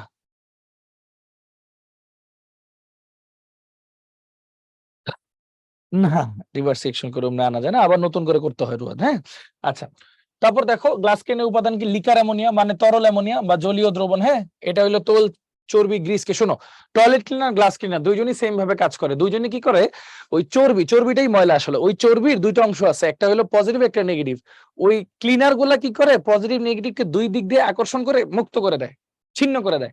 এভাবেই জিনিসটা পরিষ্কার হয়ে যায় সুন্দর মতো। ঠিক আছে, আচ্ছা। ডাইহাইড্রোজেন সিলিকেট হেক্সাফ্লোরাইড, আচ্ছা ব্রেকিং এরিয়া দেখিয়েছে হাইড্রোফ্লোরিক অ্যাসিড দিয়ে এটা কি? হ্যাঁ, এটা পসিবল, এক্স্যাক্টলি পসিবল। আচ্ছা দেখো, সোডিয়াম লরাইল সালফেট, এটা দিয়ে যে ময়লা সহজে দূর করা যায়, এটা একটা ভালো সারফেক্টেন্ট হিসেবে কাজ করে। তারপর আইসোপ্রোপাইল অ্যালকোহল কি করে? এটা হচ্ছে একটা উদ্বায়ী দ্রাবক, এটা হচ্ছে স্প্রে করতে সুবিধা হয় গ্লাসে, মানে গ্লাসের মধ্যে স্প্রে করতে সুবিধা হয়। আচ্ছা, এছাড়া আছে ইথিলিন গ্লাইকল, টেট্রাসোডিয়াম পাইরোফসফেট, পানি, সুগন্ধি। ওই তো দিন শেষে সেম কথা, মানে এতগুলো প্রোডাক্ট ইউজ করা হয় যেন গ্লাসের ক্ষতি কম হয়, পাশাপাশি সুগন্ধও থাকে, পাশাপাশি যেন ময়লাগুলা তাড়াতাড়ি করে মুক্ত হয়ে যায়, গ্লাসটাও যাতে শাইনি থাকে, ব্রাইট থাকে, এই জিনিসটা। ঠিক আছে, বানানোর সময় ভুল হলে কি ঠিক করা যায় না? না না না, যায় না রে ভাইয়া। ডিজাইন করার সময় ভুল হইলে ওটা ঠিক করা যায় না, ওই গ্লাস বাতিল, পুরোটাই বাতিল। লস, মানে একটা লস হওয়ার একটা ভালো চান্স থাকে, এই জন্যই এক্সপার্ট দিয়ে করা হয়। আচ্ছা, তোমাদের জন্য সেকেন্ড কুইজ, দেখি এটা পারি কিনা আমরা। কুইজটা লঞ্চ করে দিই ভাইয়া, লঞ্চ করে দিছি, দেখি অ্যান্সার দাও, ট্রাই করি। 1 মিনিট টাইম, সবাই দেখি অ্যান্সার গুলো দিয়ে দাও। হ্যাঁ, না না, পড়বা, শুধু পড়বা, মুখস্থ করা লাগে ভাইয়া, বলে দিব, শুধু পড়বা।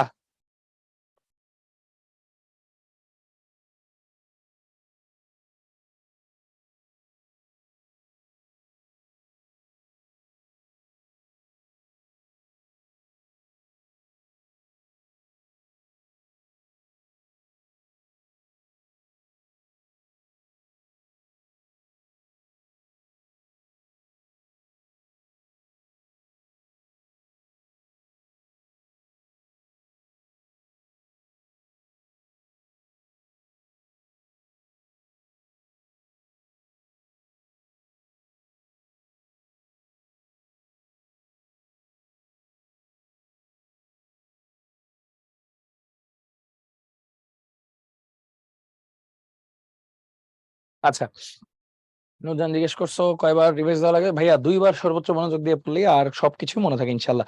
ওকে, অফ করে দেই।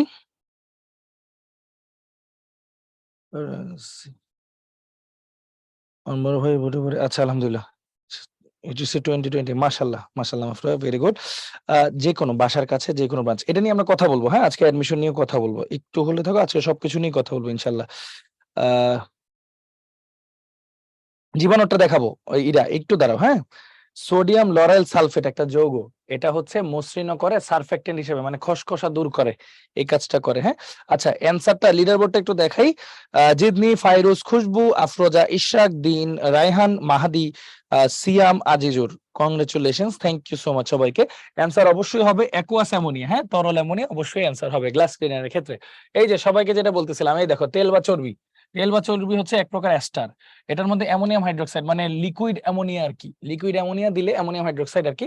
ও কি তৈরি করে দেখো, গ্লিসারল, গ্লিসারল তৈরি করে, এবং একটা সাবান লবণের মতো পার্ট তৈরি করে, যেটা পানি দিয়ে দিলেই ধুয়ে মুছে চলে যায় সুন্দর মতো। সিম্পল হিসাব হয়ে গেল। আর গ্লিসারিন থাকাতে গ্লাসটাও চকচক করে সুন্দর। ঠিক আছে, এইভাবে হচ্ছে গ্লাস ক্লিনারটা কাজ করে।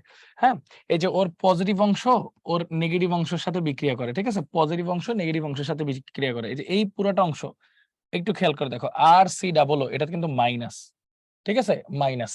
জাস্ট একটু খেয়াল করো, এখানে কি আছে, আর সি ডাবল ও মাইনাস। তাহলে এই মাইনাস গুলা কার সাথে বিক্রিয়া করবে? প্লাসের সাথে। এই দেখো, এই প্লাসের সাথে বিক্রিয়া করছে। মুখস্থ কিচ্ছু নাই, সব বুঝা পড়ো। আর এটা মাইনাস হলে এই পাশের গুলা প্লাস, এই প্লাস গুলো আবার কার সাথে বিক্রিয়া করছে? এটার সাথে। শেষ, এইভাবে তো যোগটা হয়েছে, মাইনাস আর প্লাস, আর কোনো কাজ নাই। বুঝছো সবাই? এস্টার হচ্ছে একটা যোগ হয়ে যায়, আর COOR, এটাকে বলা হয় এস্টার। এটা একটা জৈব যৌগ। ইনশাআল্লাহ আমরা সেকেন্ড ইয়ার তো পড়বই, ভালো মতো ভাইয়া জিনিসটা বুঝাই দেবো, টেনশনের কোনো কারণ নাই ইনশাআল্লাহ। আচ্ছা আচ্ছা, তারপর দেখো টয়লেট ক্লিনার। টয়লেট ক্লিনার তাহলে কি ইউজ করা হবে? একটু হেভি পদার্থ ইউজ করা হবে, যেমন সোডিয়াম হাইড্রোক্সাইড। টয়লেট ক্লিনারে ইউজ করা হয়, একটা হেভি ক্ষার। এই দেখো এটার কি ইউজ করা, দেখো caustic soda, sodium hydroxide, sodium lauryl sulphate, ওই যে পিচ্ছিল করে, তারপর ক্যালসিয়াম ক্লোরো হাইপোক্লোরাইড, এটারে বলে ব্লিচিং পাউডার। এটা আমরা এমনি পড়তাম, কে ছিল ও ছিল, এমনি পড়তাম আর কি, হ্যাঁ, শর্টকাটে মুখস্থ করার জন্য। এই যে কে ছিল ও ছিল, এরকম। তো এটারে বলে হচ্ছে ব্লিচিং পাউডার, ঠিক আছে, ব্লিচিং পাউডার।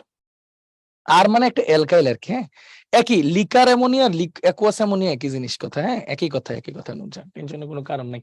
আচ্ছা, তারপর হচ্ছে পানি, রং, ফেনল, মানে সবকিছুই হচ্ছে অ্যান্টিসেপ্টিক হিসেবে কাজ করতেছে, কেউ জার্মান অক্সিজেন হিসেবে কাজ করতেছে। ব্লিচিং পাউডারটা কি করে? জীবাণু নাশ করে আর কি, জার্মান অক্সিজেন প্রস্তুত করে, জীবাণুকে ধ্বংস করে। এই সিম্পল নর্মাল কথাবার্তা আর কি, হ্যাঁ। যেটা পড়া লাগবে ওই যে কস্টিক সোডা, আমি লিখেই দিচ্ছি, একটাতে অ্যামোনিয়া, একটাতে সোডিয়াম হাইড্রোক্সাইড, শেষ, এইটুক। হ্যাঁ, টেনে ছিল এগুলা, গুড।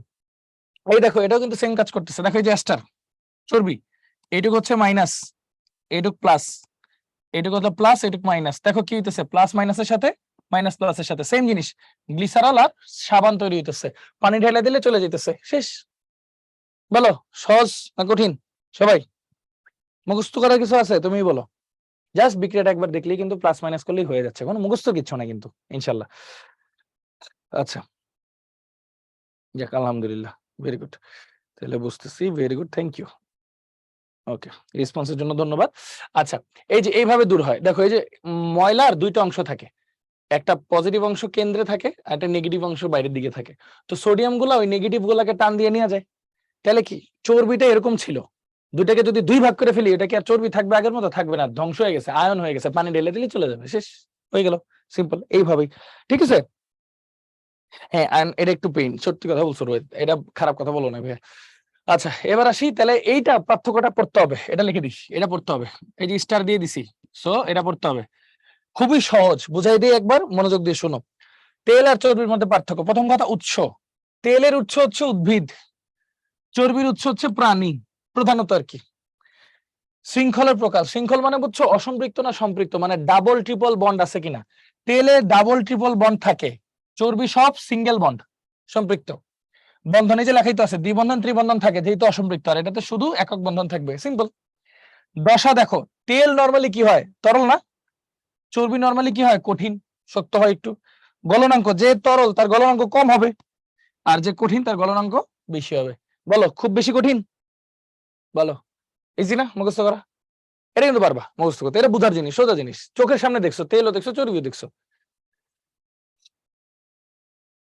আচ্ছা, okay, thank you Munna, thank you. Okay, তাহলে এটা বুঝলাম।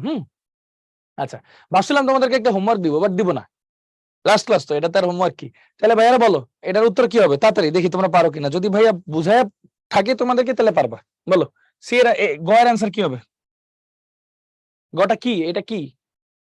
বলো ভাইয়ারা বলো, কস্টিক সোডাটা কি? হ্যাঁ, কস্টিক সোডা মানে সোডিয়াম হাইড্রোক্সাইড, তার মানে এটা কিন্তু টয়লেট ক্লিনার, তাই না? Very good. অ্যামোনিয়া আছে, তার মানে এটা হচ্ছে গ্লাস ক্লিনার, গ্লাস ক্লিনার।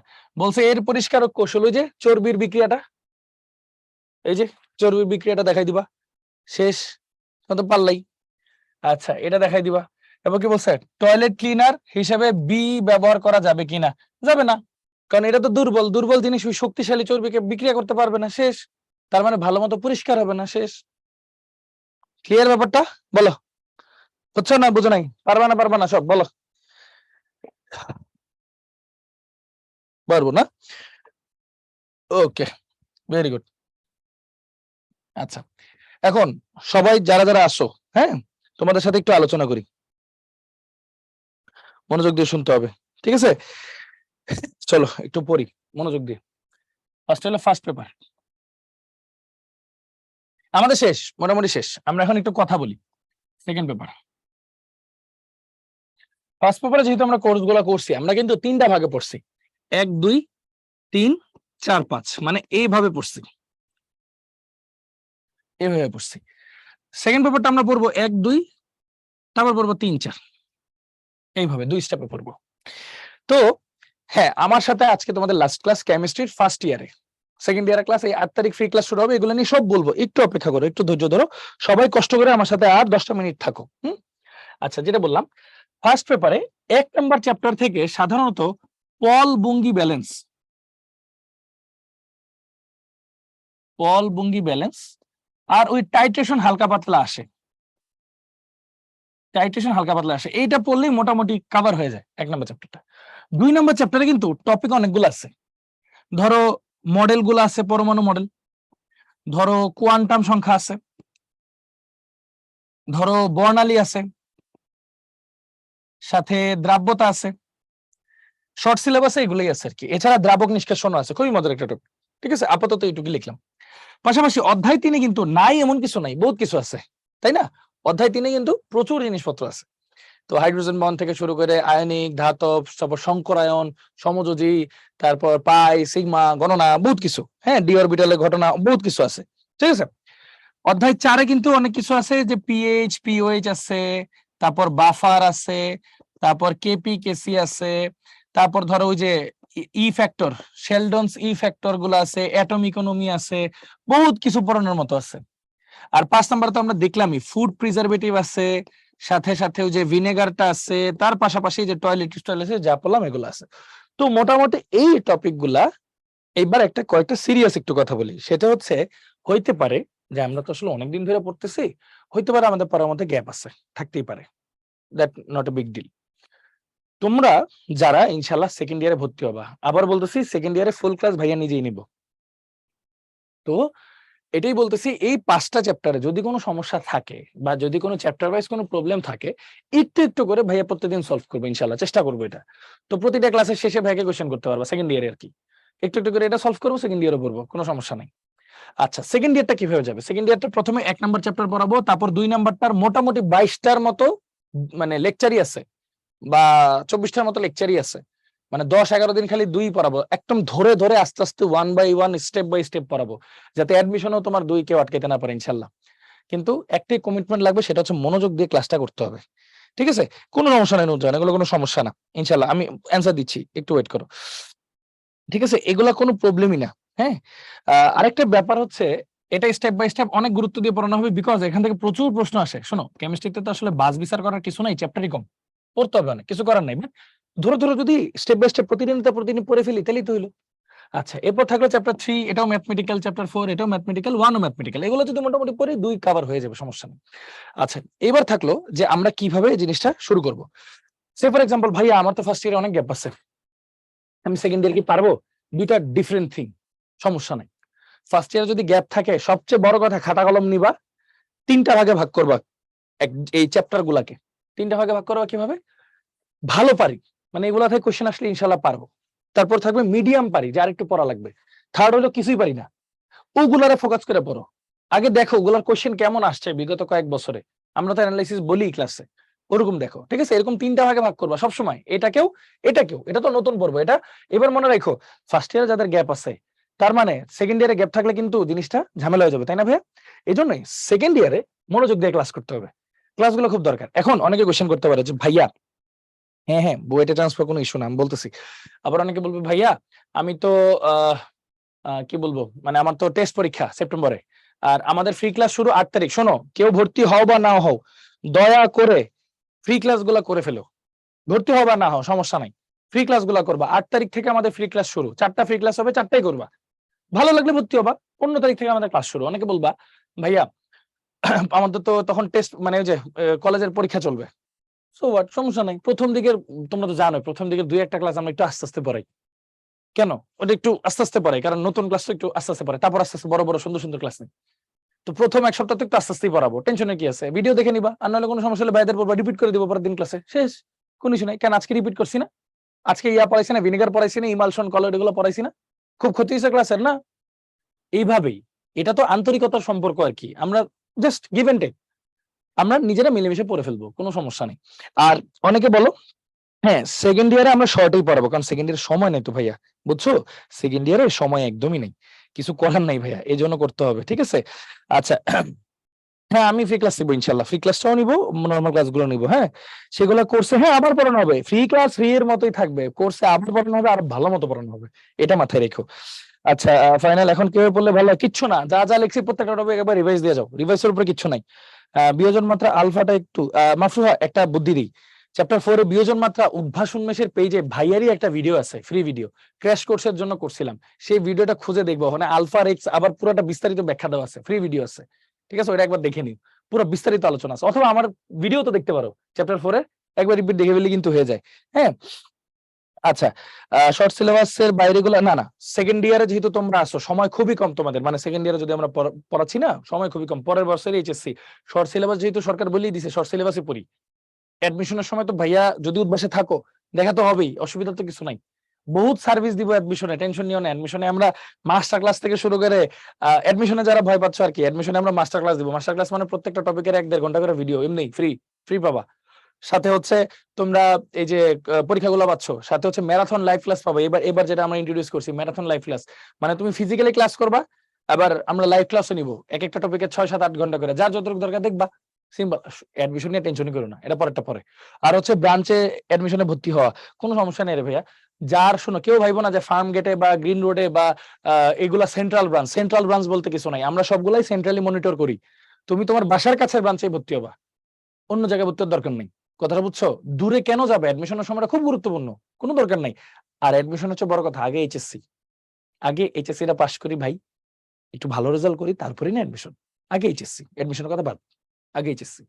এই জন্য আমাদের ফার্স্ট ইয়ার থেকে সেকেন্ড ইয়ারে উঠার যে কোর্সটা, তোমরা যদি ভর্তি হও ভালো, ইনশাল্লাহ দেখা হবে ভাইয়ের সাথে প্রত্যেকটা ক্লাসে, কিন্তু চেষ্টা করো এই ব্যাপারটা করতে। প্যারালটেক্স, হ্যাঁ, কোনো সমস্যা নেই, রিডিং দাও, জাস্ট রিডিং দাও, কোনো সমস্যা নেই। ফার্স্ট ইয়ারের কোর্স এটা নতুনদের জন্য, তোমাদের জন্য না ভাইয়া, যারা এবার এসএসসি দিছে তাদের জন্য ফার্স্ট ইয়ারের কোর্স শুরু হবে। হ্যাঁ, না ইনশাল্লাহ সেকেন্ড ইয়ার ক্লাসের মধ্যে ফার্স্ট ইয়ার রিভিশন দিতে থাকবো, অল্প অল্প অল্প অল্প করে দিতে থাকবো, সমস্যা নেই, এগুলো কোনো ইস্যু না, ইয়ার চেঞ্জ চলতেছে তাও করতেছি, কোনো সমস্যা নাই, থ্যাংক ইউ, অবশ্যই অনেক অনেক দোয়া থাকবে। হ্যাঁ, ইউটিউবেও আছে, ফেসবুকেও আছে, কোনো সমস্যা নাই, মাফরুয়া দুইটাতেই আছে। ওকে, পড়তে ফার্স্ট ইয়ারের গুলো আপাতত শর্ট সিলেবাসটাই পড়ো, বুঝছো, বাইরে গুলো তো ভাইয়া পড়াই দিছি, ভিডিও গুলো তো থাকবে, সমস্যা নাই। হ্যাঁ, আচ্ছা, বুয়েটের ব্যাপারে কিছু বলবো, আচ্ছা বুয়েটের ব্যাপারে যেটা হচ্ছে দেখো, প্রথম কথা, তুমি যদি ইন্টারে ভালো রেজাল্ট না করো, তাহলে তো বুয়েটের ইচ্ছাটা ওখানেই চলে যাবে, তাই না রে ভাইয়া?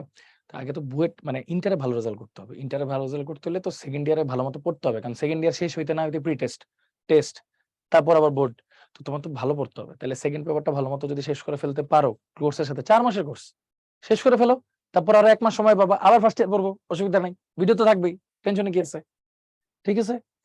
আস্তে আস্তে একটু চিন্তা করো। হ্যাঁ, শোনো, তুমি যদি একাডেমিক ভালো মতো পড়ো, তুমি মেডিকেল বলো, বুয়েট বলো, ঢাকা ভার্সিটি বলো, সবগুলা ক্র্যাক করতে পারবা, কোনো বিষয়ই না, এগুলো সবই কনসেপ্ট, মুখস্থ করলে ধরা খাবা, মুখস্থ করার দরকার নেই, বুঝে বুঝে পড়ো, বুঝে বুঝে পড়ো, ঠিক আছে? আচ্ছা, রেকর্ডেড ক্লাসগুলা সম্ভবত আমি যতটুকু জানি এইচএসসি পরীক্ষার আগ পর্যন্ত থাকবে, সো দেরি আছে, থাকবে, সো এত টেনশনের কোনো কারণ নেই। হ্যাঁ, আচ্ছা, পরীক্ষা কবে হবে এটা আমি আসলে জানি না, আমার নলেজে নাই ভাইয়া, এটা ধরে নাও এপ্রিল হবে, হ্যাঁ ধরে নাও। হ্যাঁ, আচ্ছা, তোমাদের অনেক সময় নিলাম, তো তোমরা মানে এইচএসসি সেকেন্ড পেপারে যে পরীক্ষাটা ভাইয়া সেটা দিয়ে দিছে, রুটিনটা দিয়ে দিছে। হ্যাঁ, আমি ভাইয়া তোমাদের কাছে ক্ষমা প্রার্থী, হয়তো সবকিছু ডেলিভার করতে পারিনি ঠিক মতো, হয়তো তোমাদের সবকিছু ঠিক মতো পড়াইতে পারিনি, বাট চেষ্টা করছি ঠিক মতো যাতে পড়াইতে পারি, তোমাদের বুঝাইতে পারি, জানি না কতটুকু সফল হয়েছি, বাট ভাইয়ার জন্য দোয়া করো, তোমাদের জন্য অনেক অনেক দোয়া। আজকে লাস্ট ক্লাস, মানে কেমিস্ট্রি লাস্ট ক্লাস, ইনশাল্লাহ সেকেন্ড ইয়ারে তোমাদের সাথে দেখা হবে, যারা যারা থাকবা, তো সবাই ভালো থাকো, সুস্থ থাকো, সবার জন্য অনেক অনেক দোয়া। আল্লাহ হাফেজ, আসসালামু আলাইকুম সবাইকে। আচ্ছা, রুয়াদ একটা প্রশ্ন করছো ভাইয়া, ওই যে সেম সেম মল সংখ্যা বুঝায় না আসলে, এটা সবসময় অনুপাত, কিন্তু আদিমল এক হইলে ওইটারই মল সংখ্যা বলা যায়, রুয়াদ, বুঝছো ভাইয়া? আচ্ছা, তো সবাই ভালো থাকো, সুস্থ থাকো, ইনশাল্লাহ দেখা হবে সেকেন্ড ইয়ার পুরোটাই, অনেক অনেক মিস করবো, যাতে মিস করার সুযোগ দিও না, এসে পড়ো সেকেন্ড ইয়ার করছে, তাহলে আবার দেখা হবে, হ্যাঁ বেশি দিন নাই আর।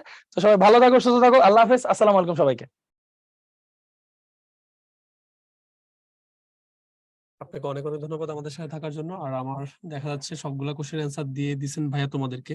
তারপরে যদি কোনো কোশ্চেন থাকে আমাদের ম্যানেজমেন্ট সম্পর্কিত, তোমরা করতে পারো চ্যাট বক্সে। আর আজকে তো কেমিস্ট্রি ক্লাস ছিল, আর পরবর্তীতে তো আমাদের আরো ক্লাস আছে, হায়ার ম্যাথ এবং হচ্ছে তোমাদের বায়োলজির উপরে ক্লাসগুলো আর বাকি আছে। তো হচ্ছে ওই ক্লাসে তো দেখা হচ্ছে, তারপরে যদি কোনো কোশ্চেন থাকে তোমরা করতে পারো।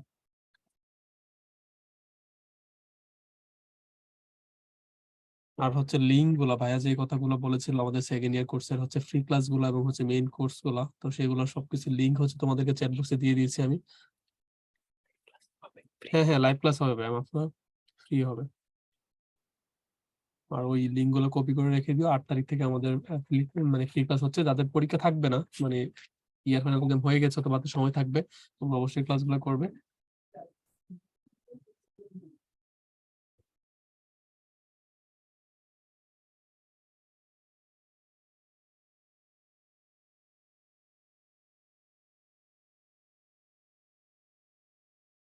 হ্যাঁ রাফি ভাইয়ারাই থাকবেন, সমস্যা নেই। ঠিক আছে, তো ঠিক আছে, তোমাদের আর তেমন কোনো কোশ্চেন দেখতে পাচ্ছি না। সবাই ভালো থাকো, সুস্থ থাকো। আল্লাহ হাফেজ, আসসালামু আলাইকুম।